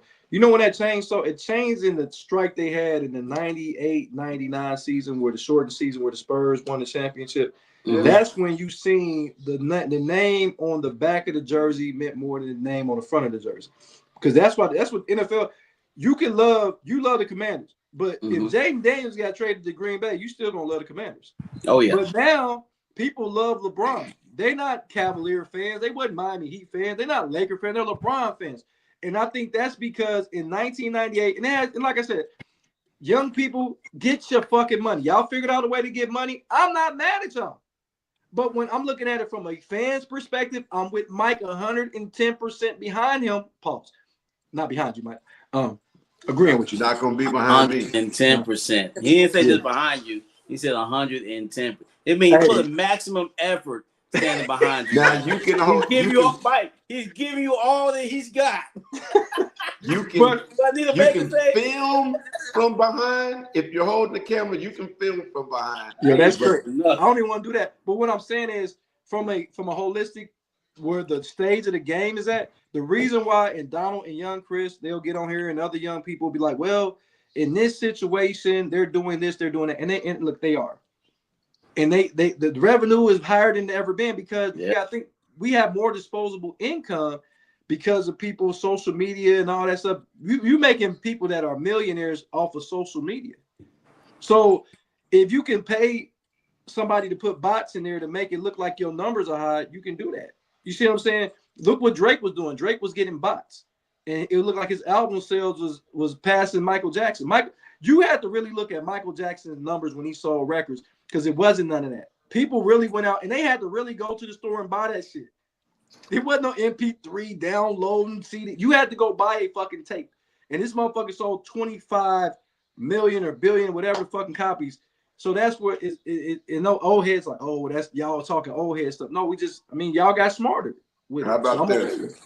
But the proof is in the pudding, because Michael Jackson's catalog will play much longer than Drake's catalog will ever play. And like I said, I don't know. I don't get into the music. And I like Drake. I'm just saying, like, Michael Jackson's catalog. What you want to say? I could pick a song. Let's take Beat It, right? Of course, you picked that song. We'll be getting played. Yo, Beat It will be getting plays in 2070, right? And Drake's catalog ain't gonna be doing that. It's just not. Hold on, real quick. Donald said if Draymond Green is your best player, Steve Kerr ain't winning no games. There's G League. That's what young Chris was talking about. And then young Chris said, "Don't do this, Mike." Donald said, "Okay, since you want to take shots, those shots are in the question. Would it mean that 40,000 points is only 18 seasons instead of 22? Would that make much more impressive, right? Saying that he scored that points in the 18 game season." Young Chris said, "Yeah, you got to you finna downplay what my GOAT do for all these years." Talking about LeBron. He said, "Yeah, because those guys ain't Bron and don't dominate at 41. They're a different GOAT. Bron is different." Then Donald said, "That's just not true. He played 1,595 games in 22 years. That's 72 games per year." but he's adding where he was playing early in his career when he was playing 82 games early in his career. Mike's talking about his latter part of his career. And I would go as far as to say this too. If you play 22 years and you can't win 6 titles, but you can lose 10 of them, whatever ridiculous number. I wonder how y'all reconcile that math with your funny calculators and shit today. King Ming said that. He said, wow. Donald said football players are not stars. He said not stars like NBA players. Hey, Jody, you tell Donald, I got this for him. This is all he needs to be focused on. I got the nice, tidy, whitey. Hold on. Let me. We'll get to it in just a sec.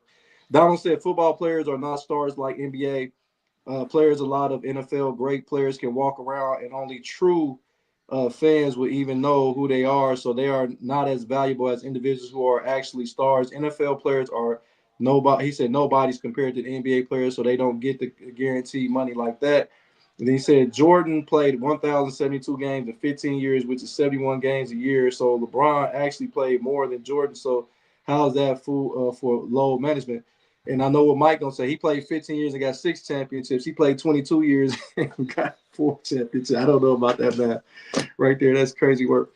I don't get into all that. I really can give a fuck. I'm just enjoying all these levels of play. I hate the debate LeBron and Jordan. I think that's a dumb fucking debate. Who even made this thing a comparison? That's fucking dumb. Like, damn, just enjoy the greatness of both of these players. Because I always say, and people get mad, I said that Kobe was better than LeBron, and people deleted me.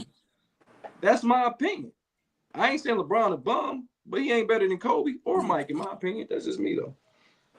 But real quick, so we had a NBA melee. So not as much as we saw the Malice in the Palace, but it was a brawl. Ironically, the Detroit Pistons was involved in it again.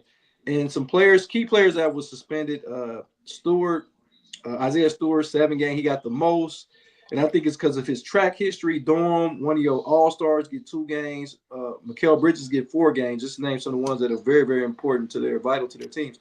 What do you think about this, though?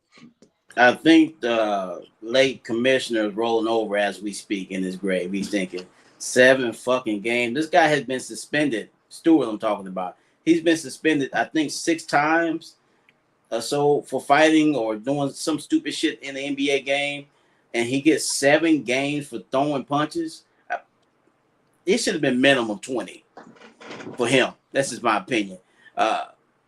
So if we're only gonna get this small amount of games, though, are we gonna start having more fights in the NBA game? Because the cool uncle, the new commissioner, lets you get away. No, it's okay. He didn't really mean to punch him like that. He didn't mean to headbutt him. It was an accident. Yes, that's one of my nephews. No, 7 games is not enough for a guy that has his track record. I think he should have got way more than 7 games. Hey, it's funny. Young Chris said Kobe better than Jordan, but we ain't ready for that because he's not. I'm gonna turn his phone off. Yeah, I'm not even gonna get into it. I mean, Kobe. I got Jordan, Kobe, LeBron, Magic, and Kareem. That's my top 5. So Donald charge of your household. Donald said if I get to play against Reggie Miller, I will have more championships too. He played against Reggie Miller with maybe 4 games a season. It's like we throw shots and it don't really make sense because their team defense. Everybody think this is 1-on-1. This guy Kobe played it. Kobe was playing against Tracy McGrady. No, it was a whole collective fucking team out there that their job is to keep you. And then anybody that played basketball, no, I played at a high level. There's team defense. Jody, you falling for the cheese, dog. If I get beat off the dribble, it's a fucking center that's supposed to help me. That's why the centers be in fucking foul trouble if your guards can't keep nobody out the goddamn paint. Come on, y'all, stop with the bullshit. Stop with the fucking bullshit. Now you about to piss me off. Y'all get my guy's blood pressure up, man. They triggering you, Jody. I played at a high fucking level. I know there's something called team defense. Quit saying it was one guy against the other guy. It's not. You're right. It wasn't. Go ahead, Mike. Who about these suspensions? Well, this is probably an instance where I may side with the young people. I don't know how they side, but I mean, I grew up in a different era. There was nothing about last night that would have warranted a suspension. suspension at all when I started watching basketball. It would have been get back to your benches, maybe a technical foul or two, and motherfucker play on. I was watching Kenyon Martin talk about something about when he knew he was at the right spot when he went to Cincinnati. It was his freshman year, and he was out on the court, and something happened, and he and one of the players on the court got into an actual fist fight. And at the end of the fist fight, Huggins told the other guy, well, you got to learn how to protect yourself. And they went back to practice. And so that's my kind of shit. Like, I have no problem, because what needs to happen is that if Stewart want to be all MMA and wants to be the modern day Oakley and all of it, then somebody needs to smack the shit out of him. See, people don't realize that back in the day when the NBA used to really have these fights, these was really fights, because a dude, like, you hit a dude hit you. I seen Barkley get his eye blacked by Mahorn. They had a whole shirt. Y'all remember them bobblehead shirts with the big head on it and all of that? And then Barkley's eye was black on his shirt because he had got hit in the eye by Rick Mahorn. I done seen Bill Laimbeer. And then you got to think about the franchise itself. This is Detroit. I don't give a fuck if you're talking about the Red Wings. I don't care if you're talking about Michigan State. I don't care if you're talking about the Pistons. If the Lions adopted the fight that these other motherfucking Detroit teams have, maybe they would be in the Super Bowl. Because if you're going to be in Detroit, if you're going to be in Boston, it's a couple places on this planet that if you're going to be located in these hard hat towns, then you got to bring a hard hat attitude. So I'm good with it. That's good stuff. Donald said, if you ask me. Donald said Isaiah Stewart done all that acting like he was tough and he can't fight. He pulling hair. He said, shout out to Miles Bridges to he exposed him, because Miles Bridges is really from that. He really about that life. He a Michigan State guy, just like he about that life. Not saying Isaiah Stewart ain't about that life. Let's because the motherfucker is trained. He wanted all the smoke with LeBron. Then he said anybody ever knows all the guys fighting are usually the guys who can't play. Except for, hey, remember Kevin Garnett used to sell them wolf tickets and Anthony Pillar cracked that nigga. Pillar wanted them smoking. KG all of a sudden wanted somebody to hold him back. Remember KG was scared of Mellow ass talking that shit. He come KG, let me tell you something. I go on record as saying this. I believe that KG is the biggest fugazi tough guy that the NBA has ever seen. I'm gonna tell you when I have to agree with you, Mike. Let me tell you when I actually knew it. I'll never forget. I'm watching the NBA. They got this young guy on, and he's doing an interview with John Thompson, and the motherfucker started crying during the interview. I said, "Well, what the fuck is this? Like, how do you get so emotionally just, I want to win. I want to win." And the motherfucker started having the Zell tear. I said, oh, man, he could never be on the court with me talking, like trying to be. Now, he could be great. He could be a great ball player, but you can't be tough. And you're crying at the interview, man. I hate a fake tough guy, man. I get whoever gonna bring me the smoke, I'm gonna bring it to you. I don't give a fuck you big, small, little, fat. I don't give. You bring the smoke to me, I'm gonna bring it to you. I'm an equal opportunist ass whooper. So if either I'm gonna get my ass whooped or I'm gonna whoop some ass, but I'm not gonna back down to none of you. Talk shit, I'm gonna talk shit. I was never really a shit talker on the court. I was more of a respectable player. Now, if you got to me and you got under my skin, that's not the person you wanted to see. Donald said Barkley was a punk. He got smacked by Oakley and didn't do nothing. And I seen Laimbeer fighting Barkley, and Barkley couldn't fight at all. The stuff he said on TV, I'm like, you act like it's not on video. And he said, Donald said KG soft for sure. But this is my thing on these games, miss. This is my thing on these games, miss. I think all of them should have got one fucking game. Because guess what? One game. I think one game would have been suffice. And let me tell you why one game should be suffice.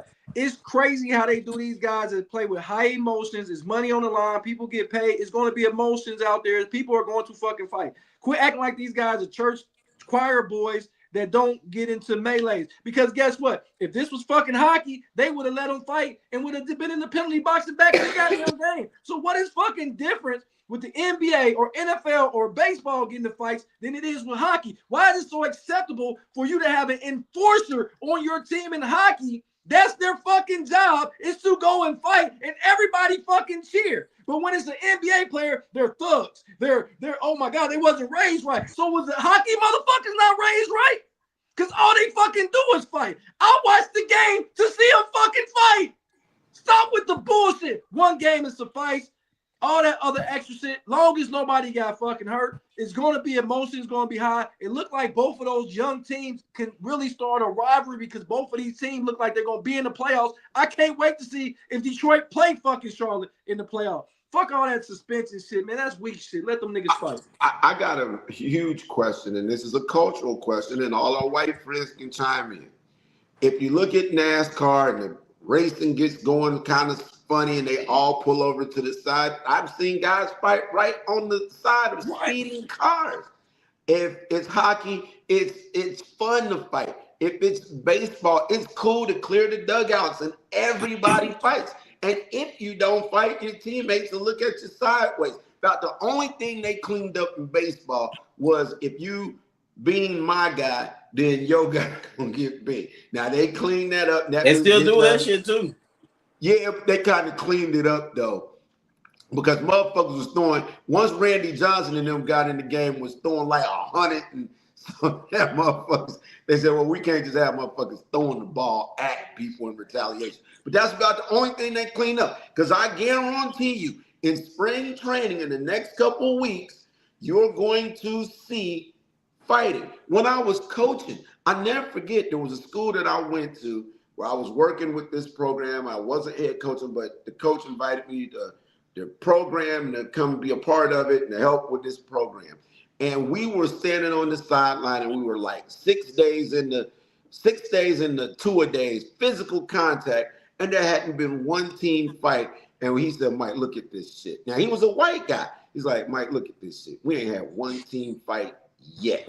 It's like, yeah, they kind of soft. It makes it so, it makes it where it feel like, I'm not trying to be funny. And I understand what you're saying, so. I understand that he had, but when a person fight, it tells me you want to win.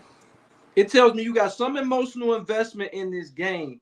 Long as none of the fans are getting hit, long as none of the players got hurt. Like, I don't agree with the baseball because you can really kill a motherfucker with a 100-mile-an-hour fastball. So no, these niggas fought, and it was a couple punches thrown. It wasn't nobody getting knocked on their ass. Remember when Larry Johnson fought Alonzo Mourning and your boy was hanging on his ankle, Van Gundy? I don't know if they even got suspended. Listen, man, suspensions, fuck all that suspension shit. Let them fucking play. Give them a 1-game suspension and call it a fucking day. So I wanted to remember when Todd Day and Larry Johnson got in a fight at Arkansas. I seen that shit.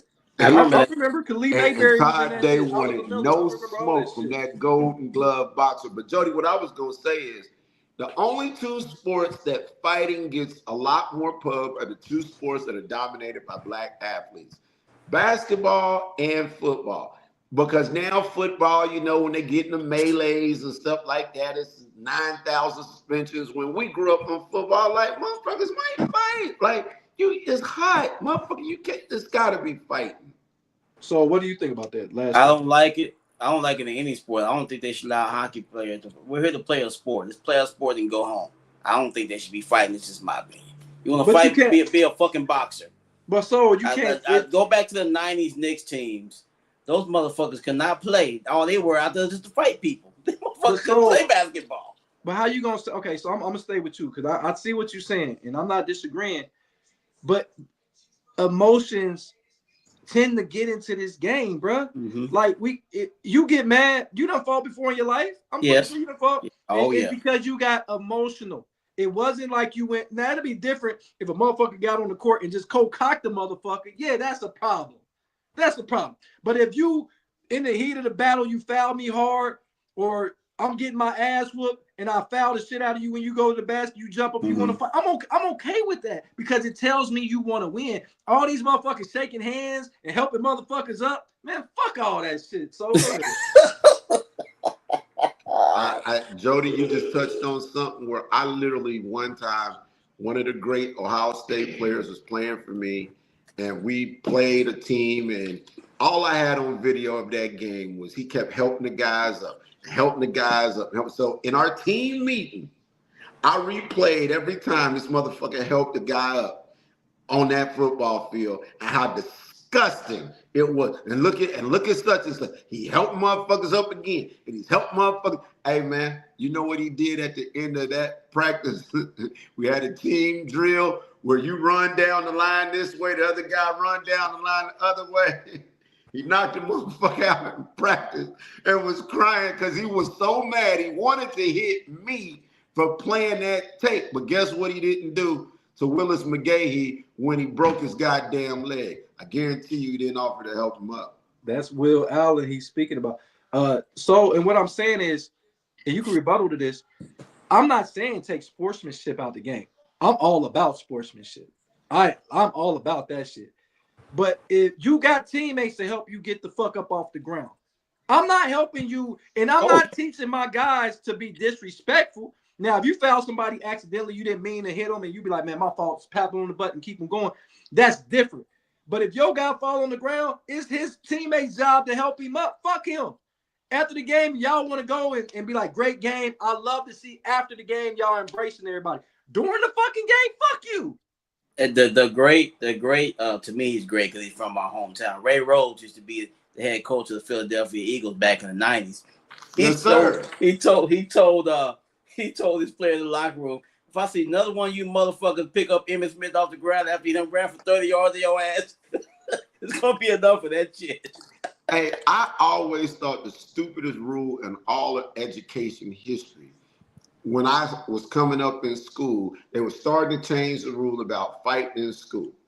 And it was, if you get hit, you're supposed to go find the teacher and tell that you got hit and not fight back. My daddy came up to the school and said, let me tell y'all something. If mine get hit and he come to me talking about he got hit and he didn't hit back, I'm going to kick his ass. So y'all suspend mine and we going from there. Because my brother used to get in fights. Him and my cousin used to fight. They used to jump motherfuckers because they was in the same grade. They was a little bit different. But one's an attorney and one's a teacher now. So it worked out. But Mike, that's how I was raised. Mike, dig this. So my son moved to Texas. He moved to Arlington. So he was playing football. At the time I was coaching, he was a freshman. His sister had already graduated, so he was there by himself. And to put some emphasis in some content, my son has ADHD. So he's really a really nice kid. My son is a really, really nice kid. So he just really wanted friends, because he had a social anxiety for a long time. But anyway, just telling the business, but he out of that. So I get a call. My son said, Dad, I'm getting bullied. Nigga. I said, where your coach at? He get the coach on the phone. I said, man, what's going on? He was like, sir, he said, I got so many players on my team. I said, I don't give a fuck. I coach back. I know everything going on with my players at opponents. Every fucking player, I'm accountable for them. So I said, this is your warning. When I come down there, I'm swinging. This is your warning. When I get on this fucking plane, I'm fucking everybody up. So I said, I want the parents and anybody that was around my son that was fucking. I want all their parents, not their mamas, their daddies.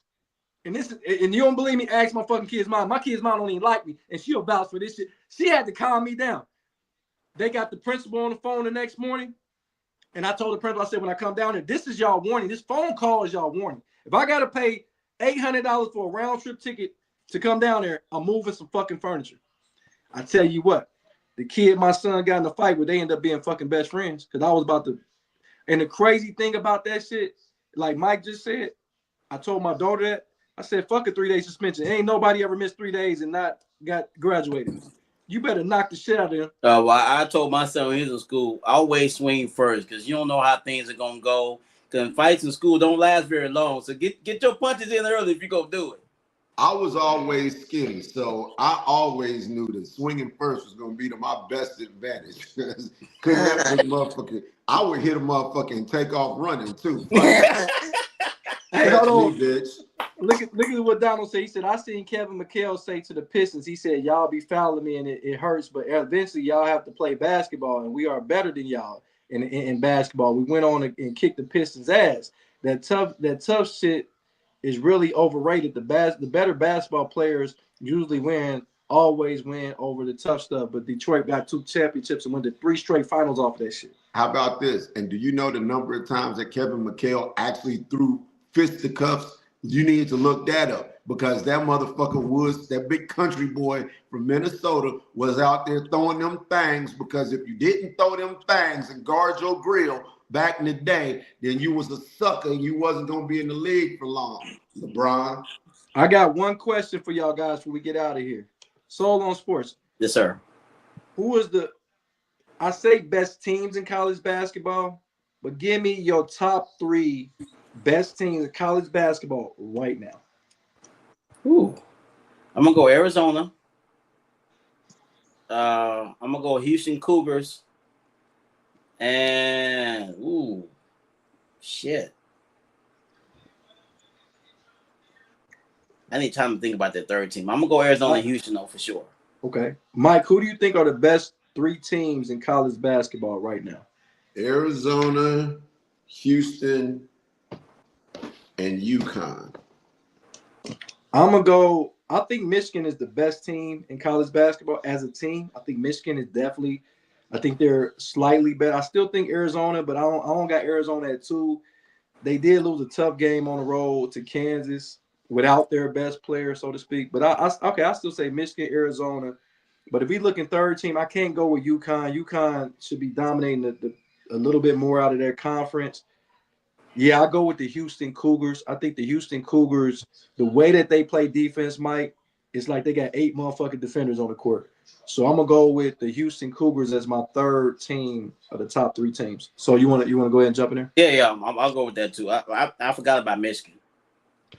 Michigan, I saw them play live, and they were only like, they ended up pulling away from Michigan State, one of the most horrendous officiated games I ever seen by a team that was at home. And I'm not sure that's going to work in the tournament, but I do know that Danny Hurley can get his team to a championship level. So for his coaching, Kevin Sampson, I love Houston, but Jody, does their offense fail them in the Final Four as it did last year? Like, I'm gonna answer that real quick. Donald said he got Arizona, Houston, and Iowa State. Jason said he got Arizona, Michigan, and Houston. He said the dude Chuggles is count for 2 defenders when it comes to Houston. Let me answer that question. See, this is the difference between this year and last year with the Houston Cougars. They couldn't get over the hump because they didn't have an explosive offensive player like Kingston Flemings can be for them. That's going to be the big difference maker. And then they got the kid Chris Siak, the fresh. They got 2 freshmen that can come in and can score the ball. So, Mike, I think it'll be a little different in the playoffs this time because they got offensive weapons to complement the defense that they have. But last year they had the guard that was He ain't good as Kingston Flemings. He ain't good as Kingston Flemings. They got all the way to the championship game last year too. So you're saying that the dude that was a leading scorer last year, that was an explosive scorer, that this dude is above him and that they're better. Kingston Flemings. He's legit. Bro, you can talk about it. Talk to him. He's legit, Mike. This kid's a real deal. He's gonna be a top 3 pick in the draft. I know that you pointed him out to us months ago, and I give you all of that. And I'm not doubting you. I'm just trying to get a feel, because when I look at Houston, I still see the defensive grit that I saw last year. They still have that dominant team.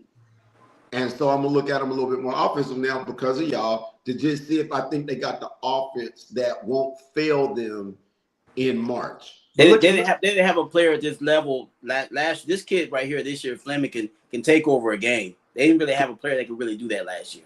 And when the coach is talking about they don't have no money, that kind of fucks me up too. Like, well, is he coaching them really good?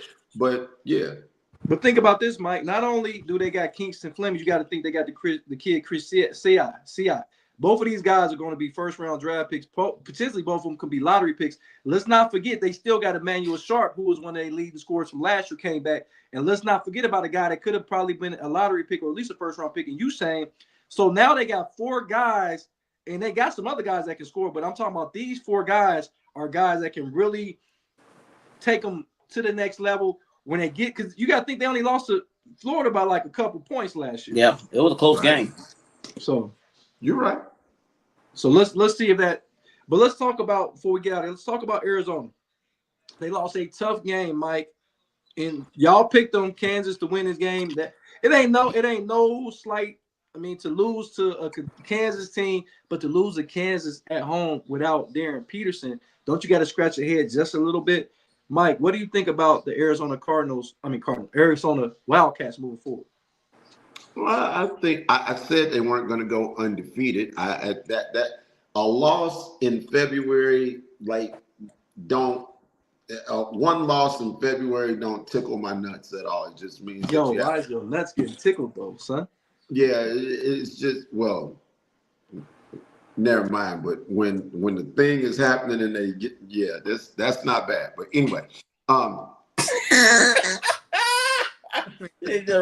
She reached back and then be quiet. Yo, that's crazy work. See, the gooch.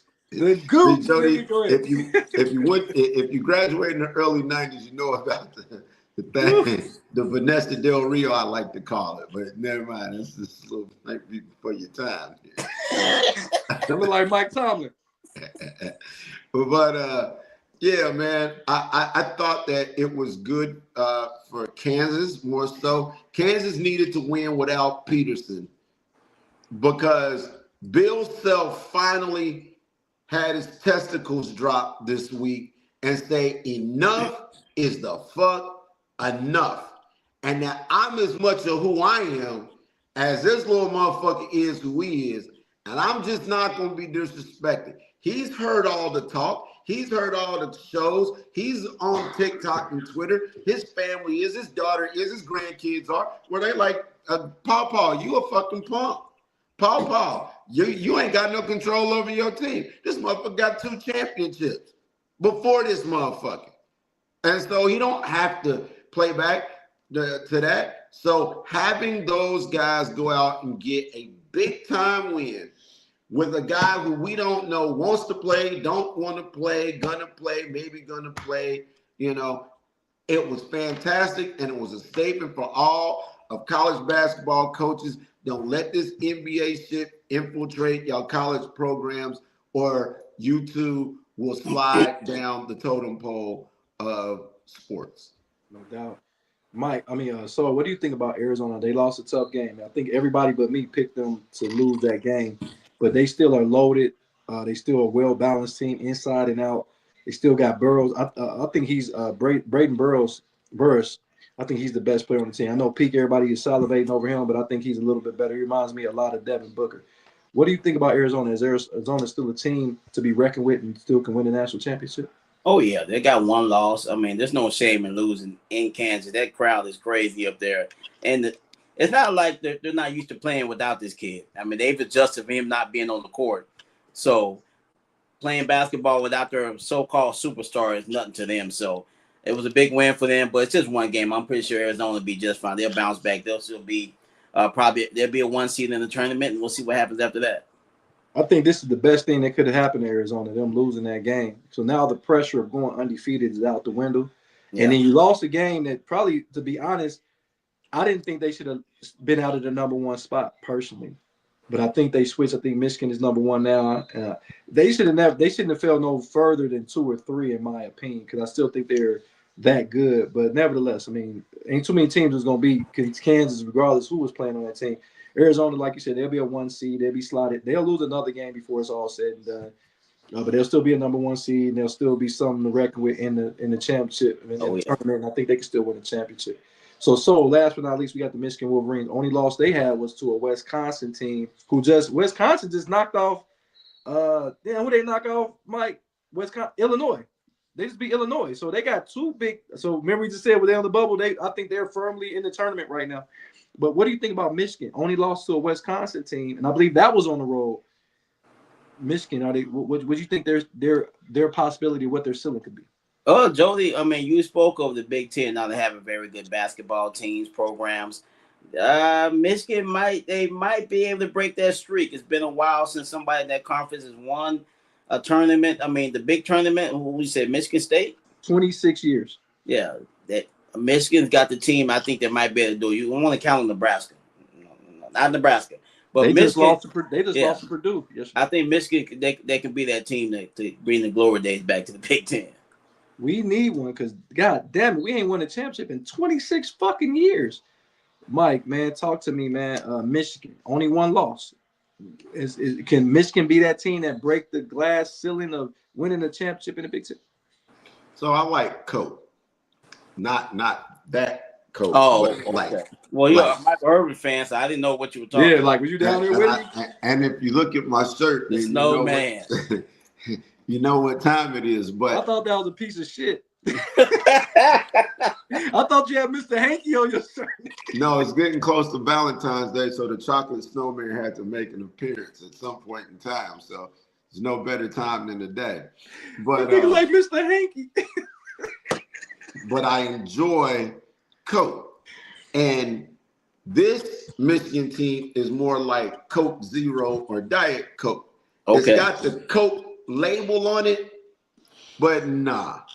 I'm used to the Ramil Robinsons and the Glenn Rices and the Chris Webbers and the Jalen Roses and the Michigan Robert Tractor Trailer. I mean, give Rest in me peace. Antoine Joe Bear. Like, those are the Michigan guys that I can identify with. And I don't see that. I see that this is a well-constructed Big Ten team that will be out after the Sweet 16. Okay, that's fair. The thing I don't like about this Michigan team is I love the way they mesh together the team, but you got all these guys that transfer. Lindenbaum, I think this name, their best player, he's a transfer. He transferred from UAB. The point guard from North Carolina. It's like, are we gonna ever see a team that got 4-year starters together and they all from that same university? I don't know if we ever would see that. Not in the Power 5 conferences. It seems like it's always some different elements of team guys transferring in. You might see it at like Miami of Ohio, some of these mid-major teams. You may see that they may have 5 starters that play for 5 years, 4 years, 3-4 years together. But I think Michigan really got a good chance of winning the championship because I think when they do need a bucket, they can go to Johnson. I know everybody talk about Lindenberg, but Johnson Jr., he's a guy that can score in the post. He's a good defender. He can put the ball on the floor. So if they need a bucket, I think they can go to him.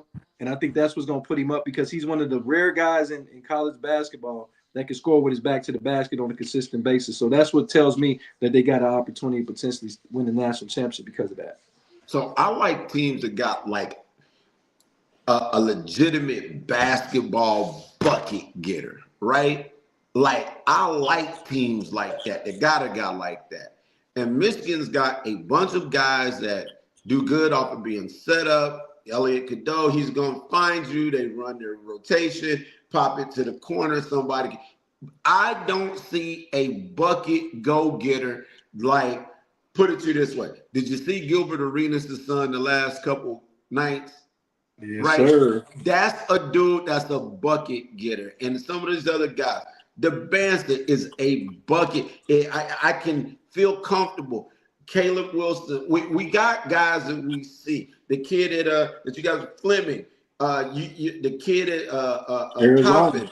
These guys are bucket. Like, fuck the play. Because at the end of the day, usually the team that wins the championship, like last year, motherfucking Florida, they had a dude that could go get a bucket anytime you needed it. And I don't see that on Michigan. That's the only thing. Them and Michigan State are identically the same in that way where there's no pure bucket getters. Spears can score for Michigan State, but he's not a pure bucket getter. And I don't see Michigan with a perimeter bucket getter for me. I dig that. That's good analysis right there because that would be my same sentiment when it comes. But I think that at least they got a guy that if you put his back to the basket, a la like a Tim Duncan. I'm not saying he's Tim Duncan, guys. I'm with you. But this is a guy, if you do need to get a tough basket, you can drop it down so he can back to his basket face. He got a nice touch, and he's pretty good in transition. So if you his name is Mark what's his name? I know his last name Johnson Jr. is It's like Moran, something like that. I can't say it now. I'm butcher his name, but I know he's Johnson Jr. I've seen him a lot when I've been watching him. I just didn't really catch his first name. I know it's Morton, something like that. Who cares? Johnson Jr. is a guy that can get a bucket. But nevertheless, man, great show, man. We probably won't be back until Saturday. Actually, let's go back Sunday because I know Valentine's Day. I know y'all want to get y'all thing in. So let's get back here on Sunday. Take a few days off. Act like you ain't gonna be making no mac and cheese this weekend. Don't go there with me, dog. I hope you want to get your thing in too. Hey, listen, man. Listen, man. We talk about y'all, man. Quit putting attention on me, man. but no, great show. We'll get back to what we're doing. We have a lot more to talk about. A lot of college basketball. I think that the All-Star break is about to happen really soon. So it's this weekend. It is this weekend. The game is Sunday. The game is Sunday, actually. Also, we'll talk about that. But the college basketball is about to be some tremendous conference matchups. And actually, it's a non-conference matchup between Ohio State and I think it's Virginia. Ohio State got to play Virginia. How do they got a non-conference game this late in the season? Ohio State got to play Virginia. When it happens. That's crazy work. But let's go ahead let's keep it moving, man. Hey, Michael, the people chat, man, give me a final thought as we get out of here. Well, since this is going to be our final show before Valentine's Day, I definitely had some things lined up for Asia for Valentine's, like final thoughts. But unfortunately, this will cut that short, and I'm going to have to go with something else that presses on my heart. It's one thing to lose the Super Bowl, but it's a whole different thing to lose Cardi B at halftime of the Super Bowl as you are losing the game. And I just, I feel sorry for the baddies out there because they're not winning. They're not winning. They win a battle. They don't win the war because they don't have the good common sense to look at what you're dealing with before. You just left drama. And then you go pick a dude that's got multiple babies in the same month, in the same year, at the same time, and you think you're gonna change him? You think you're gonna do something different? And did you see his best friend before you got with him? Because if you saw his best friend like I saw his best friend, then maybe you should have tried to be friends, and we could do this every weekend. So Mike, you said that WAP ain't whopping, huh, Mike? Hey man, let me tell you something. I thought Stephon Diggs was out of his mind till I seen the best friend. Listen, man, Mike, you said some interesting things that I would love to talk about on a different show because it wouldn't be a sports show. But I definitely have to agree. I think that the fact that there was so many people cheering when she got with Stephon Diggs, because women like to see the revenge. They love revenge. They want to see. And Offset, did you see what Offset did? He said, "Game over." He had a Seattle Seahawks jersey on. Good stuff. Mike, Solo Sports, give me your final thoughts as we get out of here. Final thought: the WNBA, they're in talks right now. There's a chance they might strike, but they have another league these ladies are playing. I think it's called the Unrivaled League. It's 3-on-3 tournaments. Apparently, they're getting a lot of people starting to go to these games. It's more exciting than the 5-on-5 games. So WNBA, be careful. You're saying you want these girls want more money, you want this and that. This 3-on-3 starting to get some traction. That might take over and start getting some endorsement deals. That we'll be watching 3-on-3 basketball instead of the 5-on-5. I want to see 5-on-5. I mean, they do it on. I'm just saying. So they do it on the college level, and they got great success on the college level. Because women's college basketball never suffered for fandom. No, never. It don't. So maybe they need to adopt some of the rules that the women's college basketball game have and bring it to the WNBA. You might have a different product. But that's just me, though. But good stuff. So my final thought is, like I said, it's about the Super Bowl is over. So now this is one of the best times of the year when it comes to me because now you're going to have free agents in football. March 1st, you'll start seeing all these guys going this place, that place. You're going to see retirements. But one of the things that I really focus in on is the draft. Everybody know I'm big on the draft. I like rating players and who's going to be the sleeper. But I looked at the wide receiver crop, Mike, and it's just don't look that appealing on paper. The top receiver, everybody got is Carnell Tate at Ohio State, and they got Jordan Tyson. Malachi Lemon, which I'm really a big fan of, Denzel Boston, Malachi Fields, Casey Concepcion. I know Mike's a big fan of him. And then Zachariah Branch out of Georgia. Those are like the top 7 guys consistently across the board. And I'm going to be real with you guys. I don't see none of those guys that can come in and be the number 1 for nobody's team right now. I just don't see it. The best number 1 in football, college football, can't even come out. Now, Jeremiah Smith was coming out. I would say not only would Jeremiah Smith be the top receiver, he'd probably be the top player getting drafted, but he's not coming out. And I know Ohio State receivers have done really well when they got to the league, and maybe Cardell Tate can turn into that. But on paper, it'd be hard pressed for me to take any of these receivers in the top 10. In the top 10.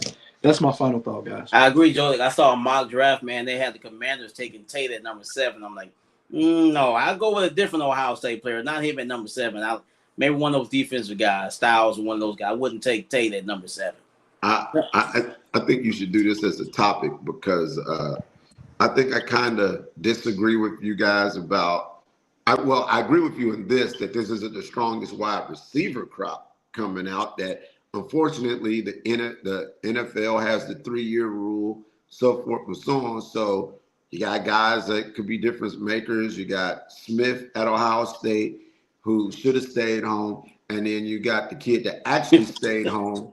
And then you see how that's working out. And they happen to be 2 of the best wide receivers in the country, but they're both underclassmen. They can't come out. They can't be a part of this.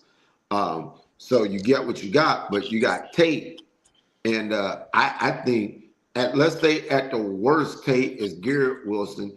And at the best, he's Smith and Jigma, right?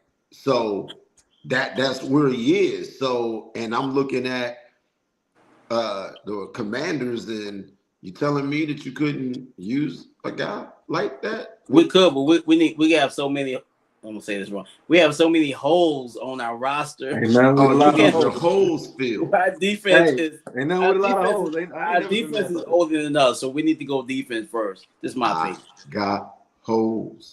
Yo, and like I said, it could be a guy that's in this crop of wide receivers go on to be Jackson Smith and Jigma, because it could be. I think he didn't get drafted to 20. Remember, I go back a couple years ago when I first started doing TikToks. I was like, man, when I was doing a mock draft, that's the draft I went to in Vegas, and I said, hey, the Tennessee Titans at the time, they still had, I think Tannehill was a quarterback. I said, y'all need a receiver. I think they had at the time they had the 9th pick. I said this would be a perfect landing spot for Jackson Smith and Jigma. They went with a big offensive lineman from Northwestern. How's that paid off for you guys? But I don't know nothing. I'm just a guy on Against the Grain Sports. And how many folks y'all got going to the combine, Jody? Who, Ohio State? Yeah. Shit, I don't know. I know they supposed to have 4 guys that's picked in the top 20 picks. It's supposed to be Styles, and then it might be 5 in the first round. They should have McDonald, Styles, Caleb Downs, Carnell Tate, and Reese. So how many guys you got going to the combine? Oh, never mind. Y'all probably don't. Anyway. Yo, why you throw shots at him like that? We had about 4 players from the University of Texas that just won a Super Bowl, sir. So calm down on that. Well, we had Arroyo. We had one. And so Mike, he didn't even do nothing though. What was that about? I know he caught fucking shots for no reason. That's all right, you Mike. know what? Soul spends a lot of time keying when it gets the dust is all going up. So I just want him to know sometime that I see the keying over there on the side. So I have to, just take. And so, but he's gonna be preseason number 1. So he's about to have all of his. He's gonna have Jody. He's gonna start in the pole position again. Yep. See how he handles it. We don't. Hey, Mike, I'm not going to change. I won't be talking shit until we Because see, while Jody's getting ready for the combine, I'm getting ready for spring football. I'm all over what's happening in spring football, all over the place. So that's my lane. But Miami has 11 guys going to the combine for you to check out. Congrats. Yeah, they got a lot of guys. Like I said, I know that, but I know Ohio State probably got because they got Curry. But I'm talking about first round picks that's projected. They got 5 guys that projected to go in the first round. That's crazy. Well, yeah, it all just depends upon how it goes because we for surely have Maui, Noah, and Bain, and they're looking at Mesidor. Yeah, he's a first rounder. He's a first rounder for sure. Can I say this, Mike? Before we get out of here, Keontae Scott is. But go ahead. This might not be a popular opinion. I would take Mesidor before I took Bane. That's an opinion. I'm not. It's an opinion. I would take Mesidor before I take Bane. We got some topics to talk about. Just put it as a topic because that's actually a good conversation, but it needs. We actually need to have more time. And so it's not no slight to Bane. It's just I think when we're looking at NFL, and we'll get into it. But we look at NFL prospects, how many pass rusher moves does he have? It looked like Bane is limited when it comes to Mesidor. Now, I either one of them you gonna win with either one of them, and that's gonna be a great topic to talk about. I got Bane going inside and becoming Aaron Donald. You put him over a guard, he's unblockable. I don't know if I don't know if he's big enough. I know you're gonna say that. I was gonna say the same thing. I don't know if he has the size. Yo, you love size. So love size. But hey, man, I'm Jody Coleman, the host of Against the Grain Sports Podcast, Uncut. Hey, I'm gonna tell y'all like this. Stay tuned because the Against the Grain Sports have some stuff brewing that people on the show don't even know about. Y'all gonna be pleasantly surprised when I break the news. We got Jarrell Solon Sports Glenn all the way from San Antonio, Texas. We got my man Michael, the People's Champ, in the building. Man, he gonna have a great and fabulous Valentine's. Doodle Brown. He got the chocolate snowman. We got Ray more than just a barber. Lindsay, Andrew, Mike Duck, Donald, the voice of the youth, Jason, the hefty lefty. And I tell y'all what, we can't do none of this without my man, the guy, the myth. Jay Kane, the chef, cooking it up in the kitchen. Hey, so what we doing until Sunday morning? We working, baby. See y'all Sunday. Peace. Peace.